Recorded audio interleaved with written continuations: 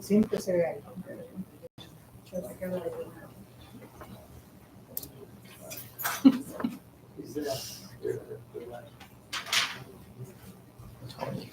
Good evening, welcome to the School Board Finance meeting for Providence Public Schools.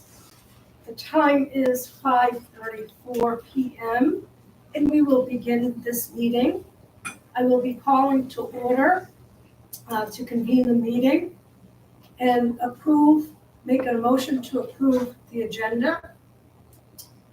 And we're going to go right into the consent of the agenda for the approval of the minutes of March 13th, 2024. I hereby approve those minutes accordingly. And moving on to the approval of the funds from the Bradford Hinckley Trust. We are going into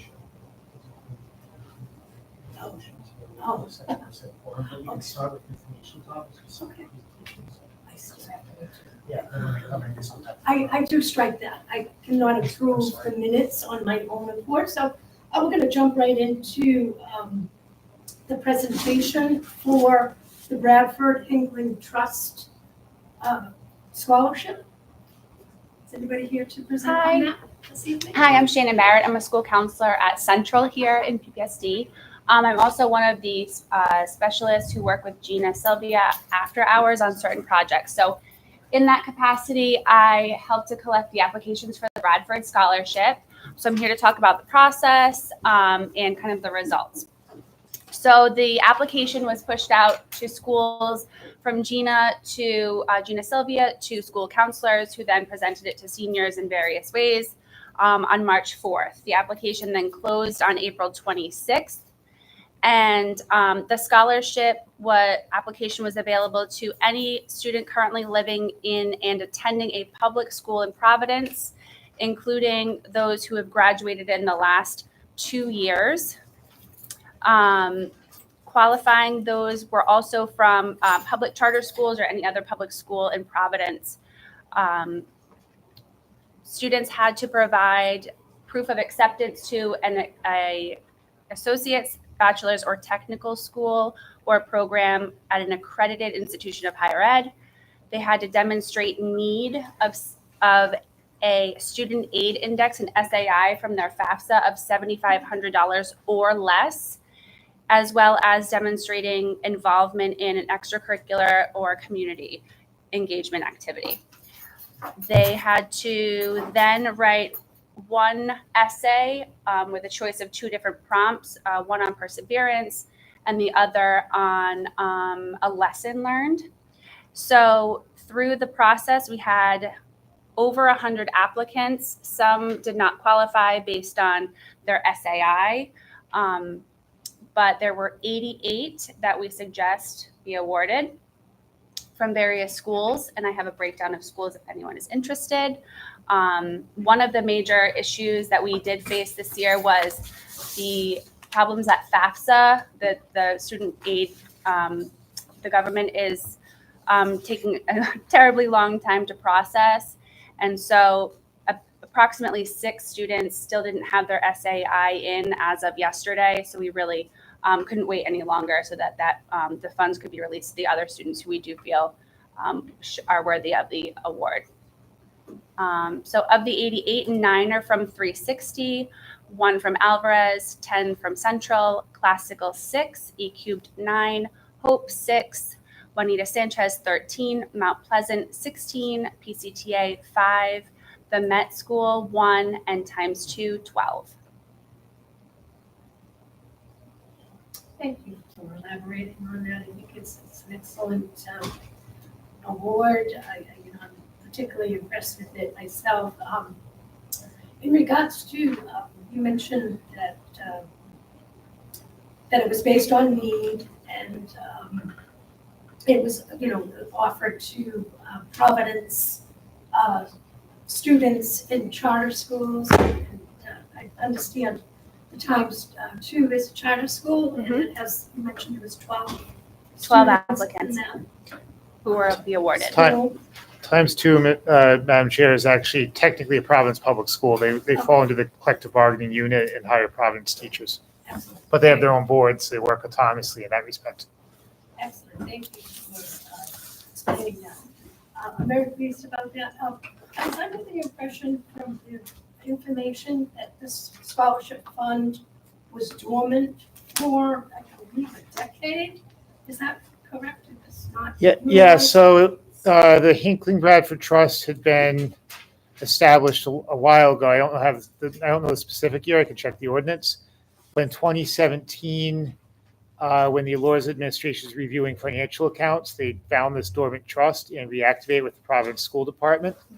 So there's actually a lot of logistics to the funding mechanism. It has to be approved by school board finance and then the regular school board, and then finally by the Board of Investment at the municipal level. So it's got 3 stops to get approval for these funds for these hardworking Providence students. And each student award will be $750. $750. Excellent. I'm actually very pleased. Any questions from board members? I agree. So the funding is the fund. Are we allocating funds somehow, additional funds that are matching the original trust, or are we just approving the allocation of like an endowment spending policy? So it works like most scholarships and endowments, where you have the principal balance and what they can give out in charitable donations each year is relative to the interest on it. So the city, each year we reach out to the city finance department and they determine what they're able to allocate in this year, whether it's 3% of the total balance with principal and interest or whatever. It's between 3 and 5%, I think. And then there's also, as you'll hear later, there's an additional contribution made out of those funds to Providence Promise. So they can support financial literacy and college access for our families. You'll hear about that shortly. And then it also funds the Bradford Scholarship for the individual students. So the city sets the endowment spending policy, not the district, or not the fund, not the trust itself? It's so the trust is established by a set of guidelines within the trust, which I can pull and send to you as a supplemental material. But the scholarship is run sort of jointly by the city and the school department. So we do the legwork on it, but the cuts are actually the checks are cut out of the city treasury. Where do the funds exist? It's in the Bradford Scholarship Trust, which is managed by the city. Managed by the city's fiduciary or the. I'm going to tag in my friend Christopher Patizzi on this one. So that school department doesn't have any involvement in the management of the trust or the funds of the trust. It's all managed by the trustee or city finance. So they tell us how much as the trust has earned and how much is able to be released in the school. So school department finance has no involvement in our board. Okay, so then our role, I'm sorry to ask you a question, but our role in the finance committee is just to approve. Recommend that this is going to these students and recommend the transfer from the fund to the student. To the actual, I gotcha. Okay, thank you. Any other questions? Mr. Mueller and Mr. Matuka are now here for the record. Mr. Mueller, do you have any questions regarding this Bradford Hinckley Trust Scholarship Fund? No, thank you. Okay. Sorry I'm late. I got hurt on my foot and then I had to stop by the house to change shoes. So I'm limping my way here. We have a nurse. Oh. Awesome. Chairwoman? Mr. Stevens? Yes, I just wanted to say I'm a big fan of the Bradford, that scholarship. My senior year, I was picked as one of them. And the one thing I love about the Bradford Scholarship is that, they really, have been here for many years. They're chosen by a selected group of individuals. And also, it helps, towards, student tuition, books, whatever they may need to get them started. I just have one question. Do they just issue out the check still and give it? To the student, right? The city directs the payment right to the student. So it can be used for things like transportation, Right, a laptop, things like that. right. Very big fan of it. Very big. I'm Just glad wanted to to hear mention. that. And, sounds like an excellent award. And, do we have a motion to approve the funds being released to the students? Motion. Second. So moved. Now, we're going to go back to the approval of the agenda, item 2.1. Do we have a motion to approve this agenda? So moved.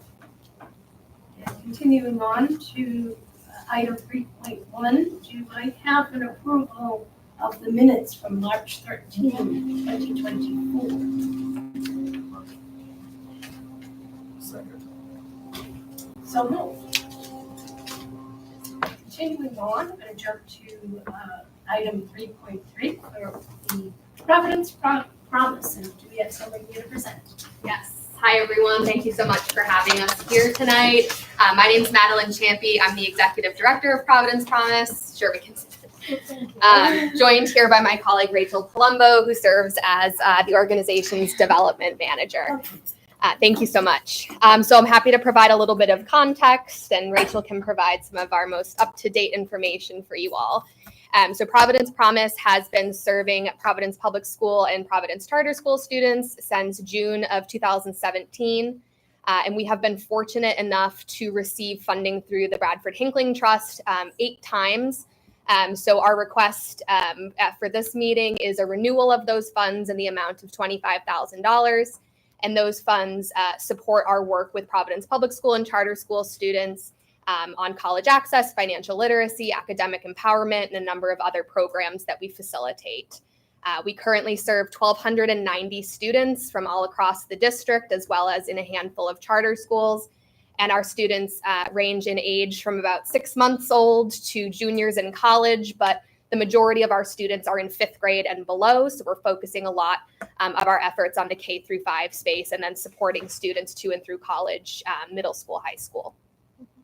Awesome. And my name is Rachel Palumbo, Development Manager for Providence Promise. Thank you so much for having us.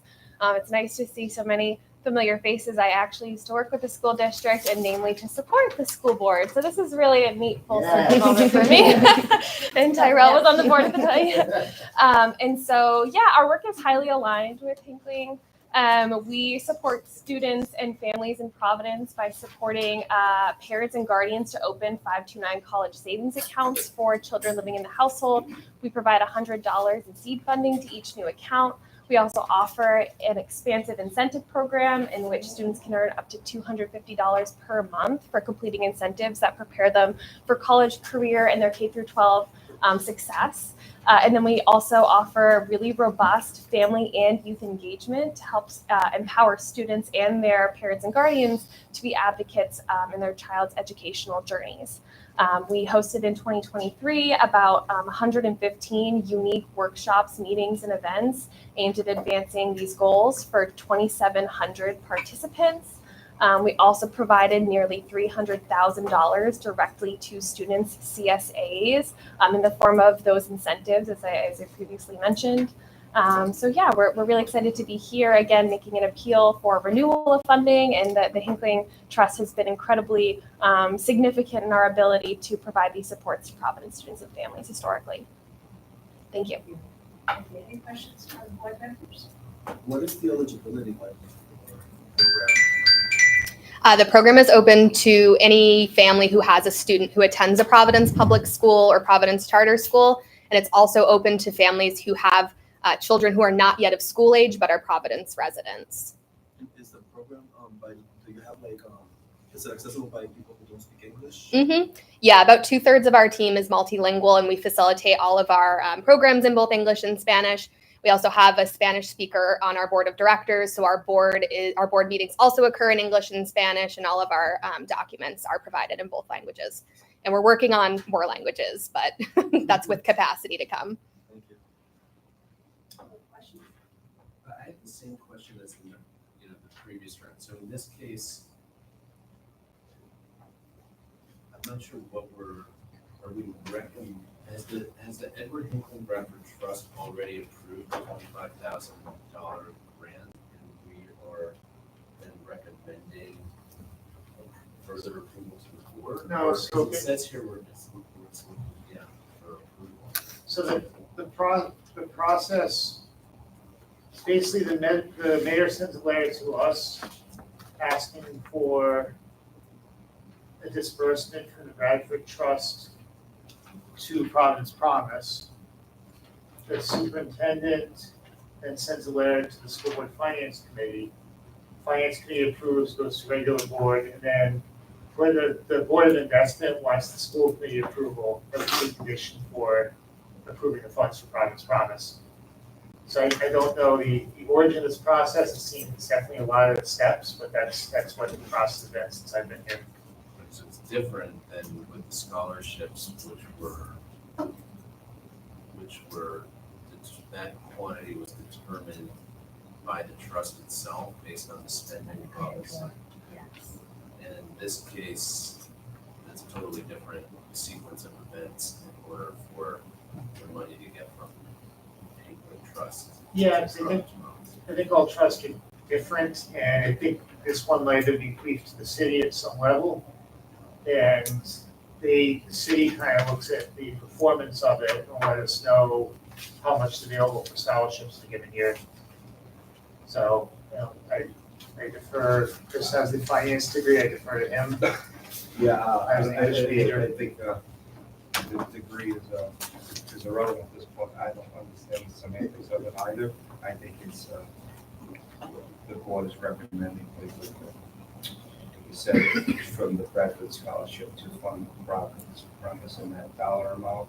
And then I don't know the semantics of the ins and outs of the Providence Promise to express the funds to the schools. I'm not too familiar with that. And I To can, me, it sounds like that's all. yeah, exactly. And I think for us, we've been working with James the last couple of years to figure out what the right sequence of events is.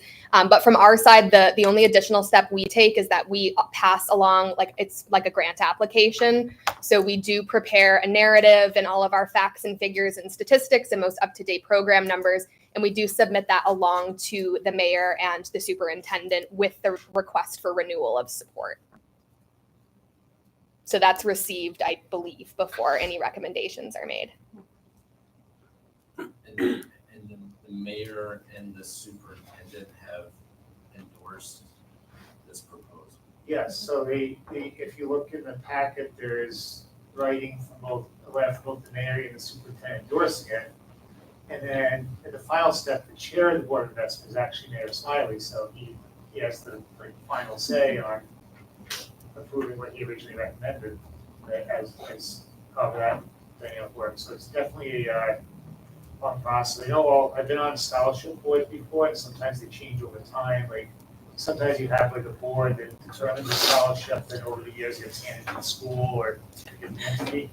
So it depends on how things are written, how they go. I know trust and scholarship funds are different, but same general premise of you have a certain base amount to generate so much going forward. I see the letter from Mayor Smiley now.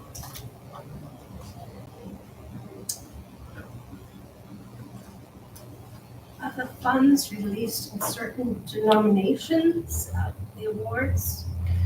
So for the last 7 years, the funds have been used to support the programmatic functions of the organization. So the workshops, meetings, events, and then probably in portion, the early scholarship incentive awards we're putting out, but there's not a specific dollar amount per student. The $25,000 allotment, what would be the length of the duration of those funds for the current fiscal year, the next fiscal year? Yeah, the current fiscal year would be these funds. Again, we've been navigating alongside James and others some changes in the process. So prior to 2020, we would submit an application in July and have the funding in the fall. So we did submit again the application in July of 2023 and then have navigated what the changes in the process look like. So these would be the fiscal year 24 funds. And what percentage of the overall budget for Providence promises the 25,000? It's a little late in the day for math for me, but our operating budget is $924,000 this year. And what are the other sources of funding? Yeah, so we primarily are funded through foundations, corporations, and individuals. We receive a small amount of funding, including Hinkling through the city/school department. But we work with a lot, POC Foundation, the Warren Alpert Foundation, the United Way, and a number of other private philanthropies. We host a large campaign every spring, which is centered around corporate sponsorships, which generally brings in between $150,000 and $175,000. And then we do a couple of individual giving campaigns, including a large Giving Tuesday campaign, which also comes in around $125,000 per year.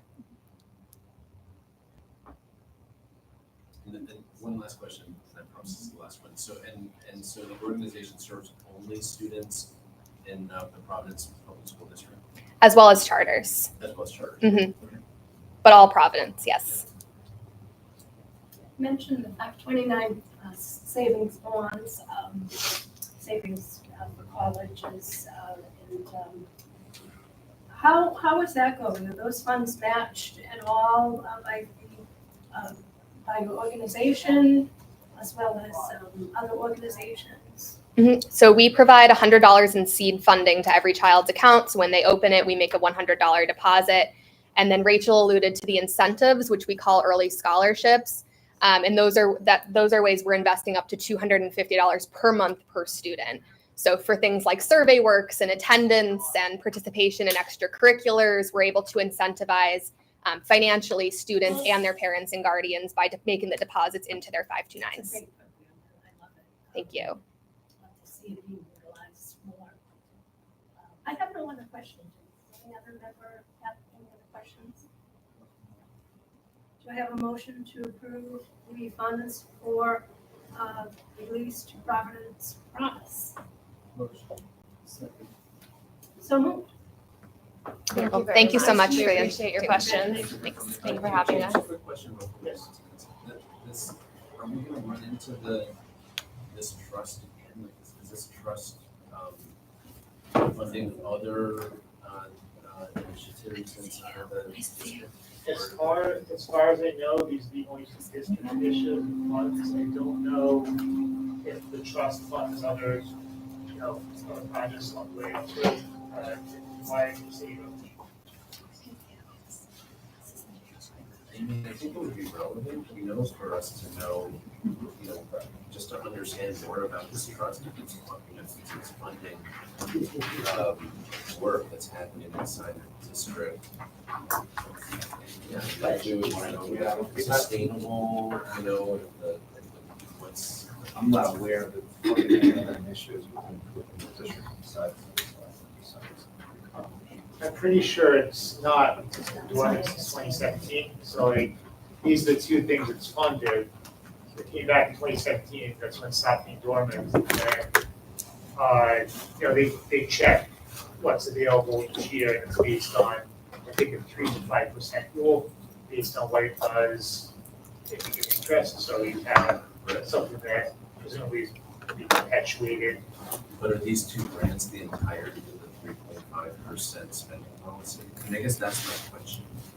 Oh, is there room, so if there's more left, if we don't use all what's available? Yeah, is there room is to use it the from- district optimizing everything that's available? Is the fund supporting things outside of the district that we might want to pay for? I want to say in the 2 years that we did it, what came out in pretty close, and there might have been some extra left on the table, what was available. But it's sort of a scale because it's in the market, so go on, some sort of fluctuating. Yeah, sure, no, I get that, I get how it works, but, I think we have a lot to do today, so we can talk about this later, but, I think as a funding source for the district, we should understand, what the overall capacity is. And if there's more, how to work with the trustee, I was planning an after-action meeting with the city and the guidance team after, let's get past the budget season, but I'd love to include you in it. Right. We're gonna move along now to item 4.0, report on contracts. First contract for review is 4.1, Emergis, formerly Maxim. How are you? Good evening. Sandy Stewart, Chief of Student Support Services. One of the departments I oversee is the Wellness Department, which is Health Services. I'm very happy to introduce our newest member of our team, the Director of Health Services, Kendra Hilaire, who will be presenting a contract today. Thank you all. I was tired of school.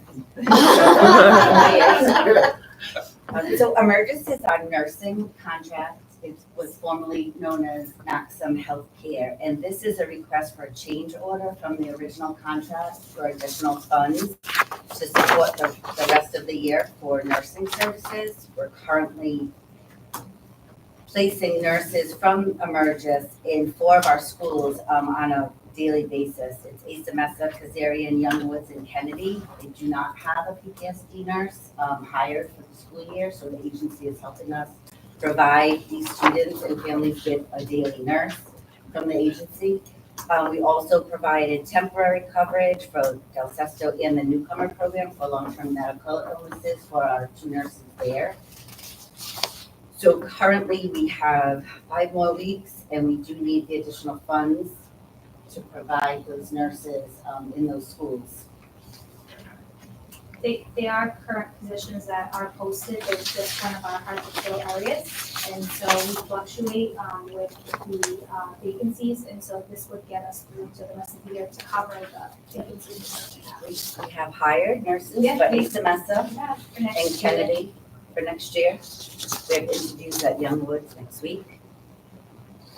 We're hoping to have permanent PTSD nurses in those positions, so this won't cost us much next year. Any questions from board members?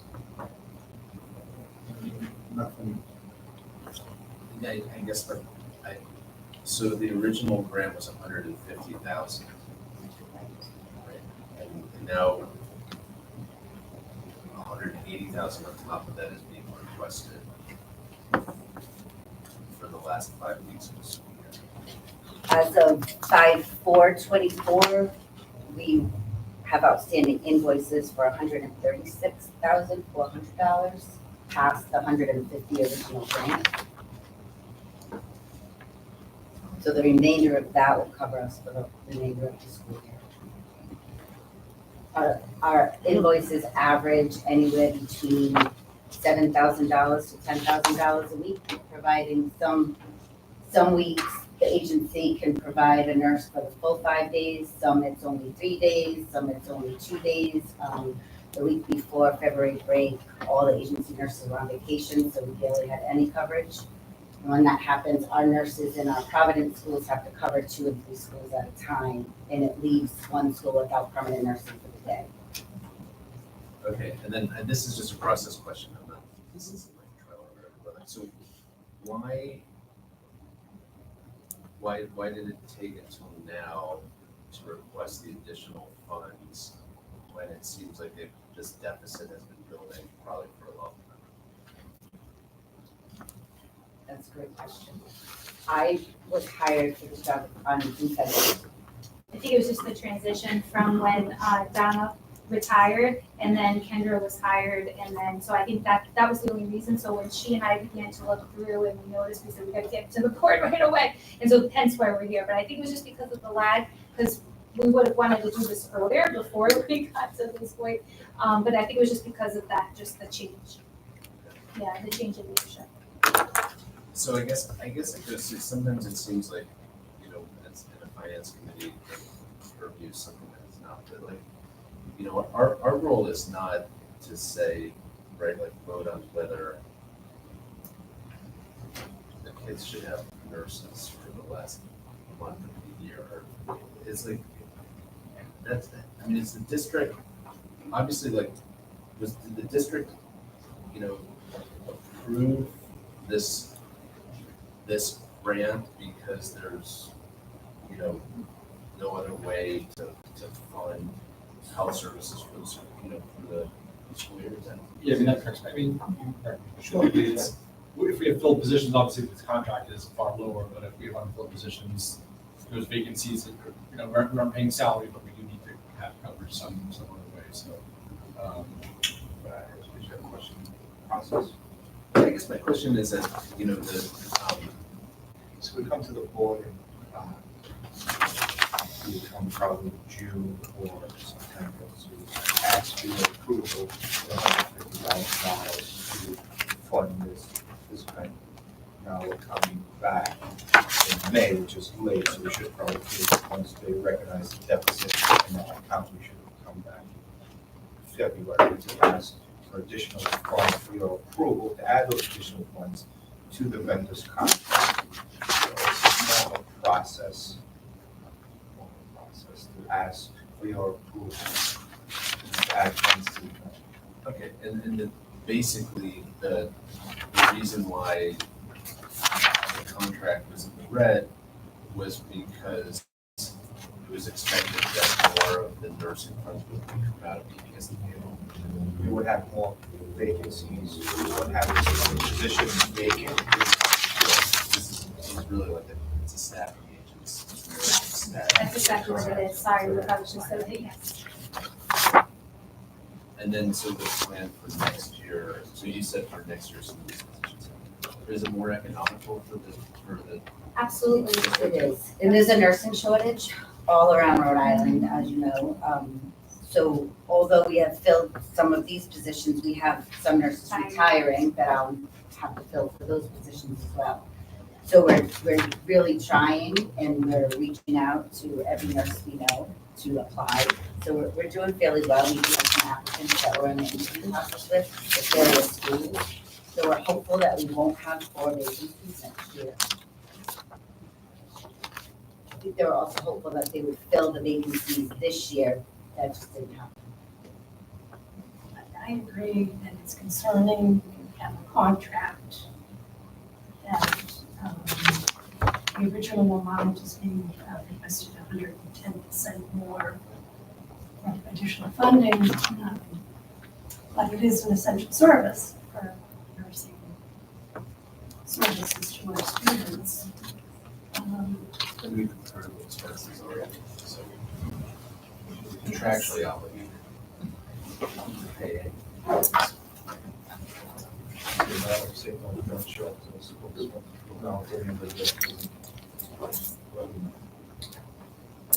There is a clause for the length of the contract, and the staff recommendation is going out to October 30th, and recommendations to June 30th. So which one is correct? The contract request, I'm sorry, I didn't actually say that. The contract request was for the remainder of the original contract, Which is June 30th? which is for this year. This school year. Okay, so not October. No.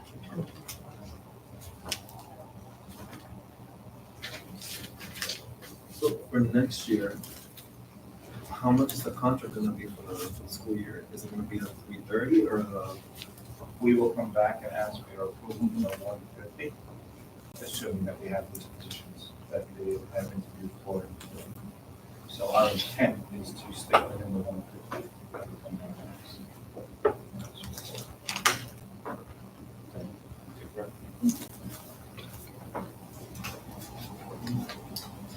Are we gonna, what's gonna happen? I was gonna just say, like, since this school year, we had the situation with 150 not being enough, and then having like to add 180,000 more. Is this gonna be the same ongoing thing for like the next following school years, where? Correctly, well, hopefully not. Hopefully we'll fill You know, it's hard, yeah, so it's not only filling vacancies, but it's also filling for, you know, nurses that go sick or long-term need, so on and so forth. We still have to cover those costs for those schools. So it's hard to tell some of these schools. The best they can do is fill the vacancies, but for long-term illness that might arise, it's hard to tell. We don't have a pool of substitute nurses to fill those positions. That's where some of this comes in. I think they have, some folks that have flexible schedules. But usually those that we have don't want to stay in a long-term position like these, you know, so they don't want to do day-to-day, but they don't want to be in like a long-term, like an agency like this for an entire year, so. And we've had some people who've started and just said, I just can't do this in the school. They've come from the hospital and they're just not used to being in school. And so we've got some people that we've hired in that way too, so. In a situation like this, are we delinquent in our payments to Emergis, or are we actually paying Emergis out of like a cat, you know, some sort of a? We are probably, I want to say 40 days or 45 days behind in paying the vendor, but we try to stay on a 30-day cycle to pay. But since these invoices have been piling up on, we are probably in the green, so we would like to ask for your approval, then add money to the purchase order to make payments to the vendor. We've been in constant communication with the vendor as well. We've been, letting them know where we're at with the process, and they continue to send us nurses. And they understand we had a little bit of a turnover with leadership, and so they've been understanding. When did Maximum Healthcare turn into Emergence? Yeah. April 1st. Yes, it's pretty recent. And are we confident that these invoices with the transfer of the company are being We've merging? been diligently looking We've done a over. really big analysis. Because I know that's happened in organizations that I've worked in. To ensure they're not duplicative, Yes. to ensure that they're not duplicative Yes, invoices. there's no duplicate invoices. They each have a number, And it's on a and process. we've gone as far as color coding and date coding them all. The clerk for the health office, along with the clerk for special ed. They also use Emergis for their nursing care for our special ed students. Both departments have gone through every single invoice since September, and we have a pretty good To handle on reconcile. what we owe. So the due diligence has been there. We're thinking next year to make it easier too, because both departments are under, maybe we'll just have one contract and have one person that's overseeing it, so it's not a split to make it easier. But for right now, this is where we're at. My next question is regarding the justification of spending. It states a potential loss of healthcare staffing contract as it pertains to this amendment. I know we spoke a little bit about that, but can you elaborate a little bit more about specifically what that potential loss is? Is it the loss of services? So we to will the loss of the students? nurse, so we wouldn't have nursing, we wouldn't have the nurses to cover the school, so I think that's what Kendra was referring to. And we wouldn't have the services. Could that maybe elaborated a little bit more? Sure. Because it's a little. Sure, we can actually add the schools and whatnot to that Yes, for you. that is just very helpful. With the schools, so that we do that For here. Yep. And the correction to those dates in the contract. Would be appreciated. I have no other questions, unless any other member has. We just really go together. Do I have a motion to approve the contract for Emergence, formerly known as Maxim? So moved. It's at the discretion of the chair. Moving right along to item 4.2, effect cliff. How are you? That would be me again. Just shoot these down. How are you? And I have extra here if anybody else would like them. So Sandy Stewart, Chief of Student Support Services. This is a contract that the Office of Multilingual Learners oversees, and I will be sharing the contract. So previously, the school board approved on June 15th, 2023 for a $1 million, over $1 million contract. We're requesting to add additional $900,000 to that contract to make it a total of $2 million. To give you a little bit of an idea of what Effective is, Effective is our translation and interpretation company. So to give you a little bit of idea of what they do in-person interpretation. So yesterday, to give you an example, we had the Wellness Fair over at Central. We had actually 5 individuals that were there and could actually walk with families around and, serve as interpreters for the event. We also have video interpretation. So sometimes we do have schools that will do Zooms, like for PTO or just events, and they'll provide an interpreter on that call. They also do document translation, so any kind of district forms. They also do quite a bit of translating of IEPs for our students. And so that is where the majority of the bulk of the funding goes to. We are required to do this in all of the district's major languages, so that's Spanish, Arabic, Swahili, Khmer, Portuguese, and Creole. Recently, we've just added Quechua and Quiche also to that list. Anytime we have more than 100 families that come in, we include that as another major language for the district. And so these services are really important because in 2021, we had requested that the board put a policy for interpretation and translation for the district that requires all of our families to receive written or oral communication on the language of their preference. And so this is a really important contract. The good news is that we're asking you for more money. It's because people are using it. So that is we're really happy about, because that tells us that people are actually using the services. I pulled a little bit of data just to give you an idea. So thus far, we've had over 3,000 documents that we've sent to them for translation. And we've actually asked for close to 2,889 interpretation requests.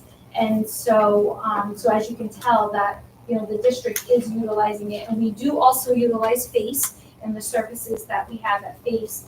But they can't do all of the events and all of the interpretation, which is why we utilize this company. Let's see. And so we're asking again to amend to have us giving us additional $900,000 to continue the contract till the end of the year.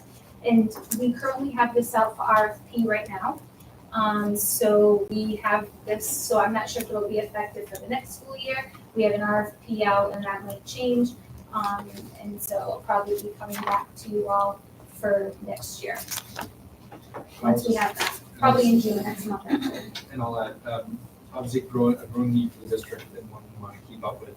And so we are increasing for next year's budget, the local portion that is going to be part of this expense. So this is something that has really grown through the pandemic, and it's the right thing to do, and we want to keep it in place. So while some of the extra funding has been through ESSER, we grow. Any questions from board members, please? For the in-person services, how often is that, is there any numbers on that? How often it's used? It's used quite a bit because, for example, last night we had that event, we had them come, schools also contact them, we utilize them for IEP meetings. So it could be various. Anytime we have events here at the district, I know, do we use them for the school board? It's School pretty board. multiple times a day. Yeah. So it's their use day quite a is bit. 37 buildings plus every Yeah. event that we might have where we might need translation, interpretation. They're invited, so we do have heavy use on that. Any community meetings that we do for Yep. facility related, Yep. projects or schools that are under construction and we're hosting family events to keep them up, participate on that, we use them as well. Website, we use them to post and kind of things on the website. Does this include the translation equipment too? No, Or is it this is strictly like an in-person for, and then someone who submit the documents that need to be translated to the company to translate them and then send them back to us, but not the actual equipment. I We believe you own own the that. translation Yeah. equipment and then we lend it to the Okay, different perfect. events. Thank you. So why, this is more or less, 45% of the original award, but why $900,000 to get through the end of the school year? Well, that's what we're estimating. So right now, what happens is we're entering the spring, which is our biggest time around IEPs, specifically for when we're doing our 3-year evals and our end of year meetings. So there are a lot of there's a lot of translation and a lot of documents that we're sending around this time. Also, it's the end of the year, so there are a lot of events like any moving up ceremonies, any parent, other parent engagement events, graduation, and like last night with our health wellness fair. So we're estimating, these are always like our estimates of our best guess. And to Zach's point, I think we've noticed a trend over the past couple of years with this particular contract that we have been going over what we've been initially requesting, which to his point is why he has designated the additional money for next year versus, so we won't have to keep coming back to ask for the amendments. So you're seeing the stronger trend? Absolutely. I'd say it's been pretty strong the past 2 years at around 2 million, which is what we've been spending. Last year was the same. Yeah. So if last year was 2 million, may I ask why this year you only requested 1.1 million? I think we were trying to be conservative. And again, it's like our best guess, which is why I think now that, we have 2 years worth of data or spending, and which is why we've made that decision for next year because of that. I would say prior to that was maybe 1 year, and I feel like it was a little bit lower that first year. And then last year we had a really big, jump, because I think one of the things that we're consistently advocating from our office and also at FACE is the consistent message about we need to keep sending our communication out to families in whatever form and whatever language they request. And so we have really been, reminding principals, reminding school teams. We remind our special educators who are doing meetings that this is the expectation, that families will really get this information in the language of their preference. So I feel that that's another reason why the usage has been also increasing, which is great. We're really happy about that. I remember correctly, the first few years of this was potentially during the pandemic, so a lot of someone was like doing Virtual. So the usage, it was unclear if that was a one-time spike. True, yes. It's a lot of money, so is there a breakdown of how the money's been spent as far as live translation for events, document translation? I can send that to you. It was actually in our original one that we did when we first came to you all for the 1 million, so I can resend that to you. The part that costs us the most is the translation, and it's because they charge us per word. And so that, and when you think about an IEP, that could be, a very thick, dense document. That is where the majority of the payment is going to. But I can absolutely, we have it broken down by department. We have it broken down, so we can definitely share that with you all. I can send that too. That's not a problem. And Ms. Stewart, I know that when we reviewed and approved this contract with former chairman, we requested a breakdown of by language, which languages are being mostly utilized. We never did receive that information. Oh, okay. I apologize if you didn't. But so definitely the top language is Spanish. That is absolutely without a doubt, but we can give you that. So I just want to make sure I want to have the right thing. So we're going to break it down by the languages. I'm also going to break it down by what we do for interpretation / translation. And then what we'll do is we'll also send like a fact sheet with exactly how much the company charges, so you can see like the per minute charge and the pricing kind of list. I'll send that to you, Martha. Have we explored any other options? Like, for example, there's so much new technology like AI. I have to do a lot of translation sometimes for the organization. To be honest, there's some documents that are like 1 page, easy to interpret with that. So sure. So yes, we have actually, and I think you all know that we are under a DOJ settlement agreement. And so as part of that agreement, that is that we have to provide a service. A lot of the times they don't like us to use things like Google Translate. We're not allowed to do that. And so part of that agreement was with that we would compile and have a translation interpretation policy, and then we would also have a service that provides.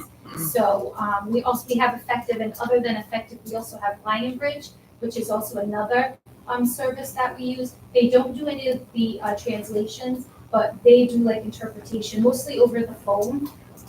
So that way, if like a teacher's at home and they want to call a family, they can just call and dial in and use that service also. So, but that's one of the major reasons why we don't do that. Okay, and do we know if it's effective? How would they translate it? Do they have to actually have any staff people that speak the language and they translate it with the word, or Yes. do they also put it into like some sort of AI or system and then? I believe it's all with a live person. However, now with AI, I'm not really sure. So that's a good question. I'm gonna Just ask because, them. if we're not allowed to do it, Yeah. and they're doing it, then. I don't think they do. I think they, translate everything, and that's why one of the reasons we awarded them the contract back in that time was because they had so many different. They do so many different languages, a wide number of languages that cover, especially all of our major languages. And so, like I said, we just put out the RFP. It's due. The bids are due Thursday, I think. And so we'll see if there are other companies, because one of the things that it hurts Jen and I every time we look at it is how much they charge us per word to do the translation. And so we're hoping we'll get some more competitive bids that will encompass all of the languages that we need, provide the quality of service, but could help us be a little bit more economical. So, yeah. Do you know if Effective is using translation services overseas and markets where the labor is less expensive? I'm not sure. I believe they're a company that's out of California, I think is where they're out of. Right, California. So I'm not sure if they're using, I don't know if they're, having anyone say from China translate, Chinese. I'm not sure if it's somebody that's on their staff. I can ask that though, because that's a good question. It might be interesting in the RFP process to know where the translation is done. It should be a major cost. I mean, if it is a labor intensive effort, it should be a major cost driver. Yeah. Yeah. We've also considered whether we would insource the Spanish and the more Spanish translation, because that is the biggest bulk of it for IEPs, and have the effective purpose on the other languages. I think It's the one thing we're volume, very that's nervous what about we're is the nervous. demand is Yeah. both a lot and spiky, and Mm-hmm. it's particularly in the spring when we have IEPs, and so we would still need, so we're still figuring out whether we might pilot a small chunk of the Spanish translation that would be done in-house, because I think we might be able to do it cost effectively, but it's something frankly under this DOJ agreement that we don't want to mess with and that's something we've talked about. And also for special ed, I don't want to get us out of compliance where we're not submitting IEPs on time to families either and not translating. And so I think, that's correct. And we have periods where it's not, especially for the IEPs where like in the fall, it's not so much, but then they start to spike. And so we've been kind of playing around with how would we do that. So I think the conclusion is we would continue one more year with the contract, and then at that point, we reassess. During the contracts, do we get charged, for example, per usage, or is it just like a flat rate for the whole year, no matter how many times No, unfortunately, no. Unfortunately, it's not that way. So that's why I was saying, like, for example, they'll charge us per usage. Yeah, it's per usage. So, yeah. And then, like I said, for anything they're translating, it's per word that, that they're doing. And so, yeah, I can send that price list so that way you can get an idea of what it looks like. In regards to the detailed monthly usage reports as noted in the justification of spending, how are those reports disseminated in the district, and who are they disseminated to? Our office reviews that because that's part of our DOJ agreement. So we're monitoring. Plus, we're also looking to see where is the most of that usage coming from and helping us analyze, which most of it is special ed office. And so we're looking at that. And then one of the things that we have discussed with the DOJ is we're looking to see that schools are using it. So if we're looking at that usage and we see like there's a particular school not using it, we're reaching out to that school and saying, just right, exactly, why are you not using this? Or of course, Suzanne in communications, we're always like, Suzanne, are you sending this out for the final languages? And so we're always looking at that. So that way we're making sure that all of our schools and all of our, not just our schools, but our central office departments are utilizing that service also. And we, up until last year, we were submitting those reports to the DOJ. And so when we were doing our reporting, we were including that in our reports, what the usage was, and we would break it down. And I think, is that on my list? I can send that like a example of a report so you can see what that looks like. Yes. Sure. Further questions? I just want to add a comment that on the Effective website, under translation, it says the cost of technology is dropping as it grows more intelligent. Shouldn't your document translations get cheaper and smarter too? We think so. So, I mean, you know. Except they charge us so much. I know, well, I mean, if the cost, if they're saying this and the Yeah. cost per word stays the same, they're not living up to it. Well, that's why we went. That's why we went to RFP, because we do wanna. We tried to negotiate with the company based on their advertisement of such information. I don't think we negotiated with them, it's just been what they've submitted for the RFP, yeah. Another question I had was, so a lot of like the IPs and all these different documents, they tend to be repetitive. Like, do we have any saved like templates or anything like that? So we talked about that too. It's so funny, those are the exact same things we were thinking about. So that was what we were thinking, if we was to in-source here, we would have obviously a template, because you're right, there's a lot of, the language is repetitive in a lot of the IPs. I think one of the major concerns we also had with in-sourcing here is that if we hired someone that didn't have an educational background, they wouldn't know how to interpret that and translate that the correct way. And so that was another concern we also had. But as far as if they use a template and then just plug in, I'm not sure, or if they just translate verbatim every single time we send them the documents. But yeah, you're right, there is some very repetitive language. We also looked at, could we do something where it had a drop down that we could use to help us translate. So we've gone through a couple, but I think the consensus was that since we are in the DOJ agreement, this is something that we want to provide. We want to make sure that we're using a really good, reputable service to make sure our families and students are receiving good quality translation interpretation services.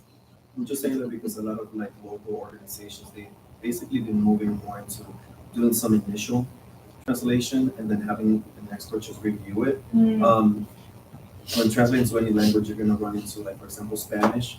Every country uses different words for different things. So different people from different countries are just gonna be like, oh, this is wrong. But depending on, what translation language do they use? For Guatemalans, there are words in Spanish that are different than Puerto Ricans or Dominicans. So it's gonna be, which Spanish is gonna be preferred to use even within the translation. Is it possible to do something like that too, and to look into that? Sure. Because a lot of organizations have been literally using a lot of, like, for example, the paid version of ChatGPT to translate documents and then sending it over literally for review. Hey, can you just review the Spanish on this? Instead of them having to literally translate every single word. And then a lot of organizations there are keywords that are translated directly from English to another language, for example, and they have like a database of very specific words that are, like, for example, educational. There are some people that save like lists for medical terminology, but it would be, good to look into that and maybe see how we can save some money there. I can ask them. I can't promise that they're going to share their secrets with me, but I promise I'm going to ask. But even if in the future, if we're looking for potential other companies, these are things that we should definitely look into, because with the new technology, I agree. I'm telling you put a document in, it comes out, translated. And then just I do it all the time proofread for my organization. I see the translation, review it, everything's good. It's usually one minor thing, but it really comes down to, which, for example, in my case, which Spanish country I'm using for the interpretation. So. Yes, I'll definitely contact them back. I think it's a really good one. Everything that was said last year about the accuracy of like AI generated translation is out of date already. And we can, we can test it ourselves. You can feed an IEP into a Chat GPT 4.0 translator and compare it to what effective comes up with. Testing. That wouldn't be super complicated to do, I don't think.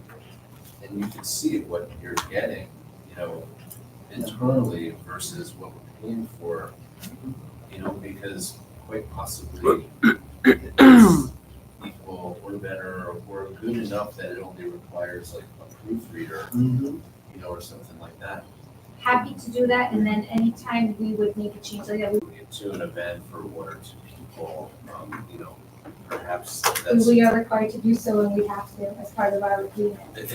With the DOJ, it has to be like a live translator. It should, be transcribed. They don't like, for example, they don't like if we would use like, say you were in the parking lot and you were trying to, have a conversation with your mom, you brought up Google Translate. That is not something, they prefer.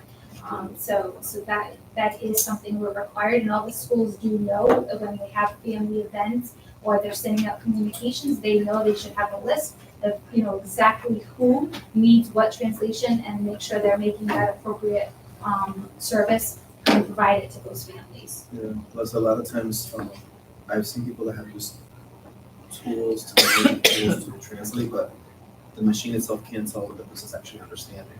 So an in-person, translator, interpreter can actually tell, hey, I do understand this. Especially at an IEP meeting, they definitely do not want them to be using Yeah.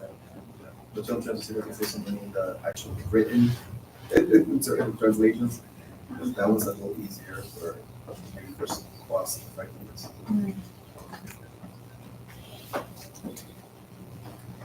Any further questions? Nope.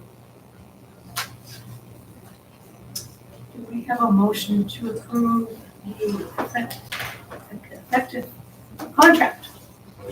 Second. So moved. Thank you. Thank you.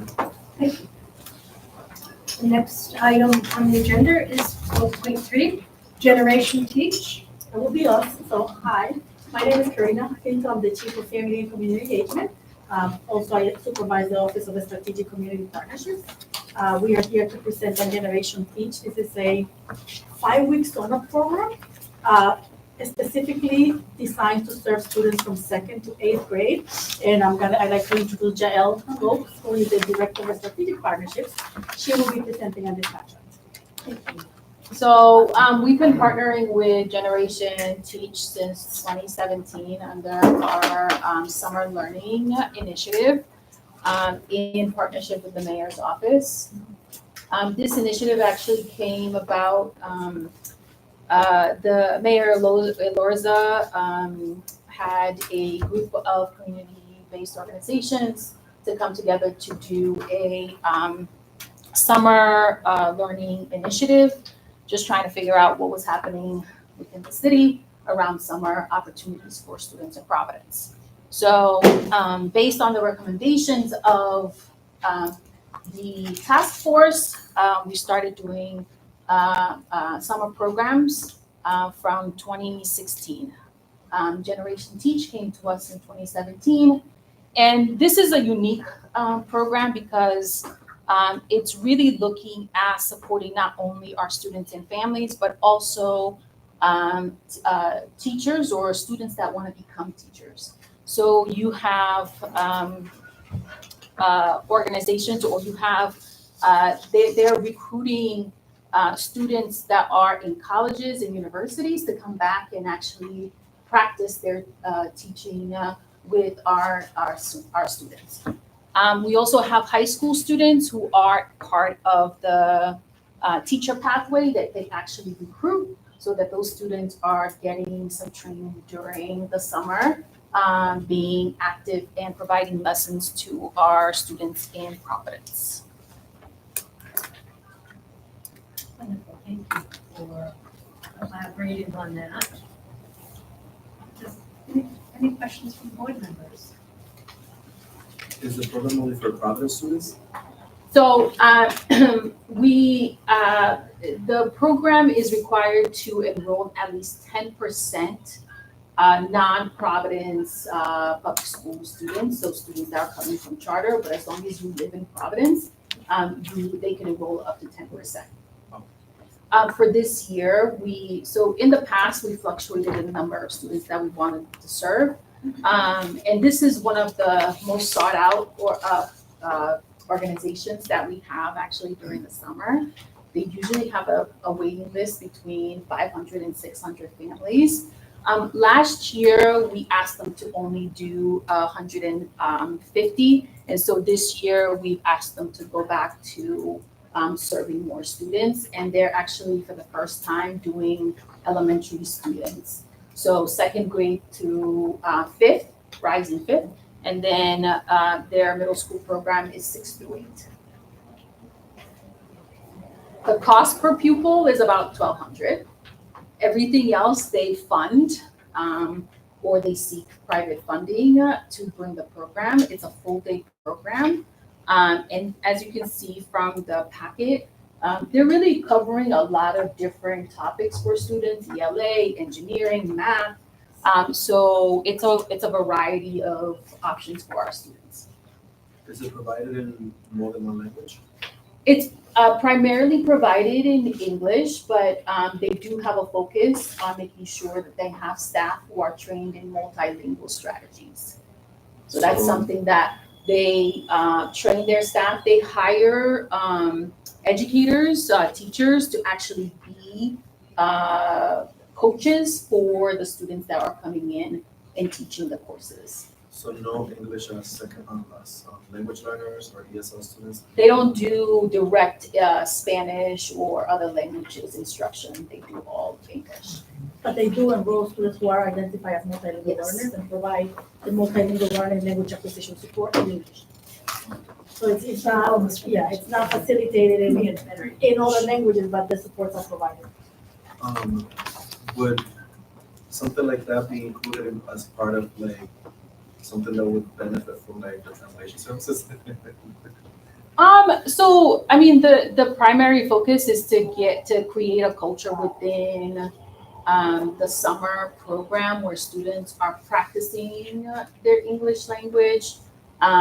They do have staff that are bilingual so that the staff are communicating with families and letting them know how their students are participating and doing during the 5 weeks. I don't know if having a translation during the classes would be appropriate, but I do know that they focus heavily on making sure that the multilingual strategies that are being implemented during the courses and the workshops. So I'm trying to see how, like I know that over 80%, about 80% of the students are, Spanish speakers and PTSD and stuff like that. So just this is such a great program and opportunity, but seeing how not all the students have access to it because, for example, language reasons. That's what I'm trying to like see how that would how that works. So I can add to that. So yes, although they also speak Spanish, only 40% of our students or under 40% of our students are enrolled in our program and identified as multilingual learners, meaning that they need support in the English language acquisition. So this really will not interfere with the engagement. It will be a plus in terms of like the socialization and the engagement with the other students that are in the class. They engaging in English will actually support the language acquisition. Yeah, and if multilingual learners were enrolled, like Jael stated, there are trained educators that will embed those language acquisition support for that percentage of the population that identifies as needing support for language acquisition. I agree. I think it's an excellent resolution as well, and I feel comfortable that there are language supports available. And I just one thing that I want to add is that we also have a connection with our HR department. So at the end of the program, they actually host evening where the fellows are being interviewed and just trying to get an understanding if teaching is something that they want to continue with, and then make the connection with our HR team. So if folks are interested or close to finishing their program, that then they have a connection with our HR department. And also for like added, based on the support that the feedback that you just gave us, in the future, we might look into whether we can add a bilingual or a dual language strand for those students who do wish to participate in their preferred language or in Spanish. That's awesome. That would be awesome. Is it my understanding that the students, upon completing this fellowship, will interpret the law, propose laws and regulations and what they're learning? Is that what I So they do have an end of the summer session that students then present their projects that they've learned throughout the summer. And this is a time where they invite the community, they invite their parents to come and see what they've learned throughout the summer time. I have no further questions. Any other questions? Chairwoman, Mr. Stevens? yes, I got a couple questions. First question is, so the students that are in high school, you don't have to turn around to me, you can, but I'm so sorry that you have to. The students that are in high school. No, I just want to make sure you have a full right. Oh, okay. Would you like to That's go all. over there? No, thank you. You can come sit here if you want. No, I'm good, I'm sorry, I don't want to take up time. I'm so sorry. So wait, so the students that are in high school that are going to support with this program, will they be stipend? So they're considered to be kind of in an internship mode. So there are some students that do get a small stipend, and there's some students who don't, based on what's happening with if there's funds to one stipend them. But most likely they will get a stipend. I don't know what the process is of determining that, and I can find out a little bit more. But the point of hiring the high school students that are in the teacher pathway is to give them experience managing classroom, delivering content, so that they are not so shy when they're going back to the school year, right? So it's really about that practice. But I can find out what the determining factor is. And how long out of the day will this program be? How many days a week and how long? So it's 5 days a week, and it's five weeks. And the program is 8:30 to 3:30, 4 o'clock. So that's one of the main things. So when I talk about stipend for students, I know there's, the city of Providence always has their summer programming. And a lot of young people do want to make money over the summer, and get them some new clothes for the beginning of the school year. Yeah. Something I've always done. Yeah. So I don't know in the future, Ms. Pinto, I want to call you Dr. Pinto. If that's something that Are we you could. inviting me to?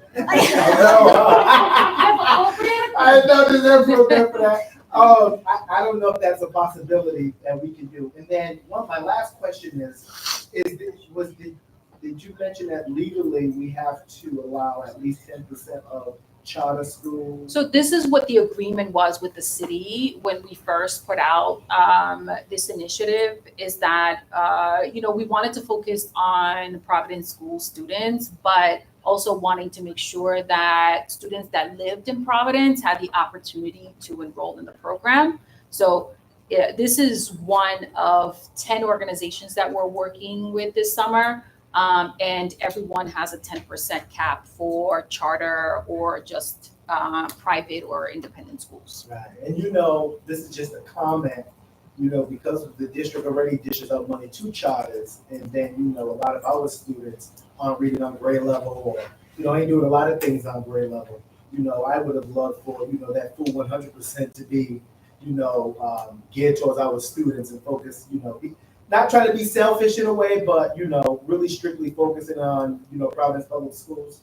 That's something that the city agreed to, can't do nothing about that. And we can look and see what percentage of students actually enroll, because the language of the contract is that up to 10% of the students who are Providence Public School students may enroll, but I don't know if we have the data to say that 10% have enrolled. So at least we can look into the data. And I think one of the things is to make sure, because this was funded by the city and PPSD, we wanted to make sure that we weren't leaving anyone out. And the programs have had charters, but also just families in Providence saying, I don't go to PPSD, but I want my students to participate and want to make sure that that's available to them. It's good taxpayers, and it's still their money. I agree. I think that $36,000, I was questioning that too, reviewing the contract, but then when I realized that it's to encourage students to take a path of teaching, which there's such a need for, I became less concerned about that. Yeah. But that's a great point. I wish we could just make it 100% Providence Public School District. 195. Or at least 95. Close that gap a little bit, so maybe Mr. Dean could try to take into notes. And don't forget, on the record, stipend them students as well. So.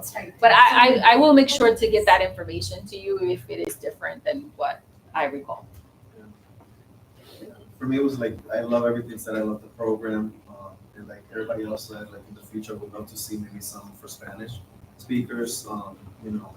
They're usually lacking a lot of opportunities, even in some of our best schools, So when they graduate from high school or a lot of other programs, they end up having to even work to pay to learn more English and other things because they don't have the same opportunities. So I would love to see something like that because I think this will open a door for opportunity for them to seek to be teachers or anything like that. And, I will definitely talk to the executive director of the organization, contingent we have funding next year to support this program. See, I'm learning. So that, if there's a track that we can do, we're happy to entertain. And we also know that is another hard to fill area to find a bilingual teacher. So if this is a possibility for us to create a track, a pathway for a dual language and bilingual educator, that would be great. Yes. We need them now. Thank you. Thank you. I have no further questions at this point unless anybody else does. I have a motion to approve Generation Teach. Motion. Second. So moved. Thank you so much. Next item on the list is item 4.5, Project Lead the Way. That's me. Hi, nice to meet you. So my name is Kellyanne Sparrow. I'm here representing the CTE department on behalf of Brett Dickens. And we are requesting Project Lead the Way be a sole source provider to the district. Project Lead the Way is a nationally renowned curriculum provider. Its courses in many disciplines, including computer science, biotechnology, and pre-engineering. They are similar to AP courses where a qualifying score on the end of a course assessment can yield college credit at a limited number of institutions, including New England Tech and Winchester Polytech. In order to offer a Project Lead the Way course, the district must pay an annual participation fee. All teachers must attend a 40 or 80-hour professional development course. Each course requires specific equipment, supplies, and consumables to teach the curriculum objectives. These items are available for purchase on the Project Lead the Way website as classroom carts. These carts are customized by course, grade level, and number of students. Many of the items are proprietary items, and we do not have another way to source them. Any items that we can purchase on our own, we do, but we do require the core classroom carts. The classroom cart, is that defined as supplies? or- Yes, yes, yep. Thank you. You're welcome. Any questions from board members, please? Yes. How many of these, so it says that 14 instructors by PPSD, how many of those instructors teach or provide these classes in another language? Or is it just in English? I don't know, I'm not sure. I can get that information. Yeah, that'll be really important. Okay. Because again, I'm going back to like a lot of I think it was one of the meetings, the students with PCTA, great programs, but it's only for English speakers. And then we have all the, the high school students, for example, that are graduating with no access to a career path or a way to make money out of that. They actually have to, find some other ways. A lot of them going into CNA classes when that could be something that, if it was offered in Spanish, they can leave high school with a possibility of becoming CNA providers and stuff like that. So it will be nice. Yeah, I would love to get that information. And then, let's see. Somebody, so there's another question, but I'm trying to look at the. The question I had was related to Part C, preparing students for credentials available as part of the curriculum. Can you describe what type of credentials? So when the students, particularly I worked with the pre-engineering program at PCTA, and I know specifically they would have, depending on what the course was, at the end of the course, when they took the assessment, it would match with the credential. I don't know the specific, I'm so sorry. I don't know the specific credential, but I can follow up with Brett and get that information. So this is a 2-year grant, right, for through the school year 2026? I thought it was just 1 year. August of this year through end of July next year. Because I noticed the length of contract is blank. So, Oh. It says end on July 31st, 2026.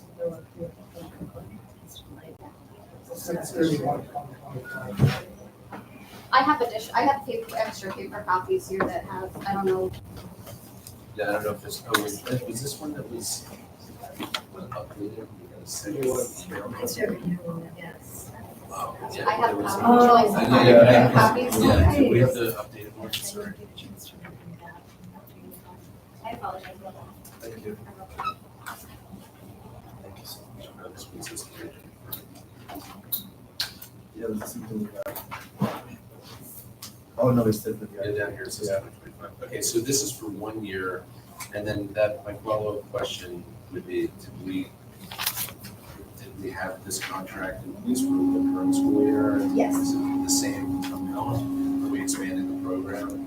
I do know that we are expanding programs into 2 additional middle schools. If the cost is different from last year, that I'm not sure, but I can look into it.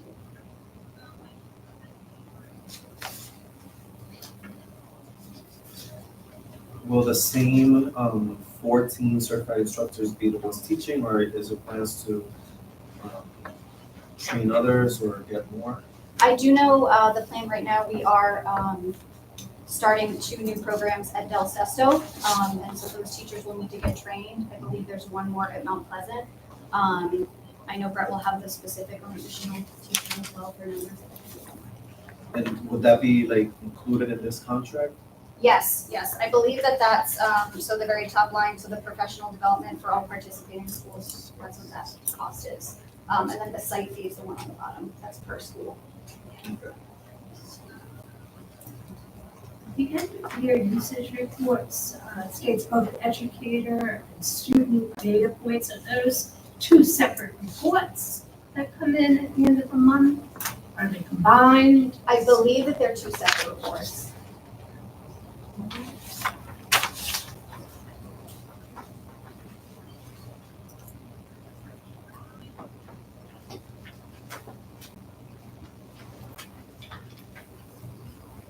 Any further questions? I have no further questions, other than, is this considered a career readiness program? I would say so, yes. Yeah.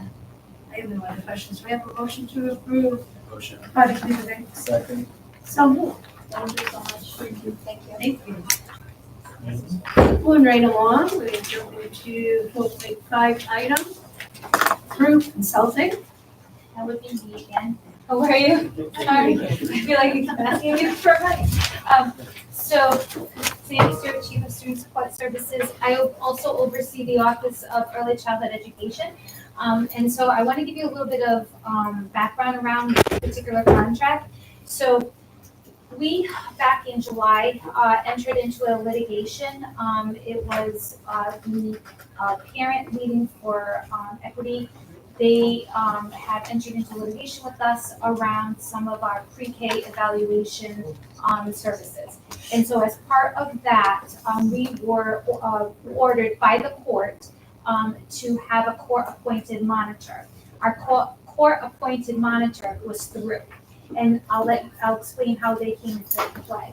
So through, we had originally a contract with them to help support in looking at how to build a better, efficient system in the pre-K department.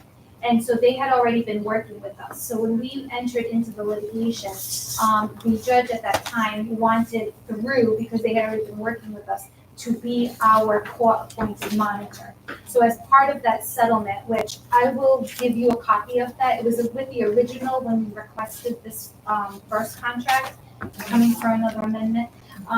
And so I'll make sure, since they're new members, that I'll resend that settlement so you can, read it.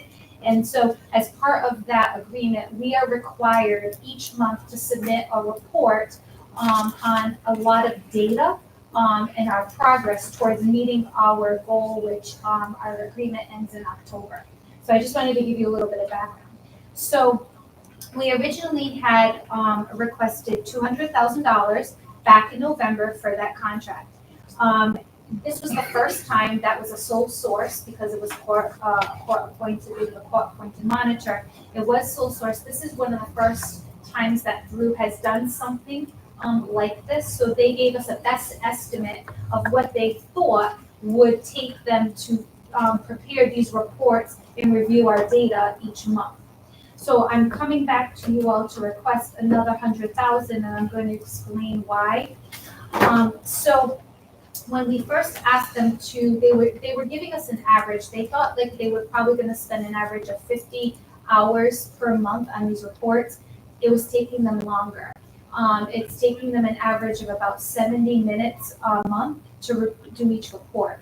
Part of the reason that happened is, as we first began in the contract, a lot of the hours that was spent was helping us to create some really good data sets, so that way it would be easily to track the progress that we were making on all of the pieces of our settlement agreement. So that took up a lot of time, which I don't think through realized that they needed to do that to help us do that. And so that was a lot of our funding was utilized through that for the first couple months. The reports are very thick in nature, and I can give you a copy so you can see. Just the appendix alone can range from like 20 to 30 pages, because one of the things that they are required to do is, for every student, is give a very detailed reason why that student is still pending.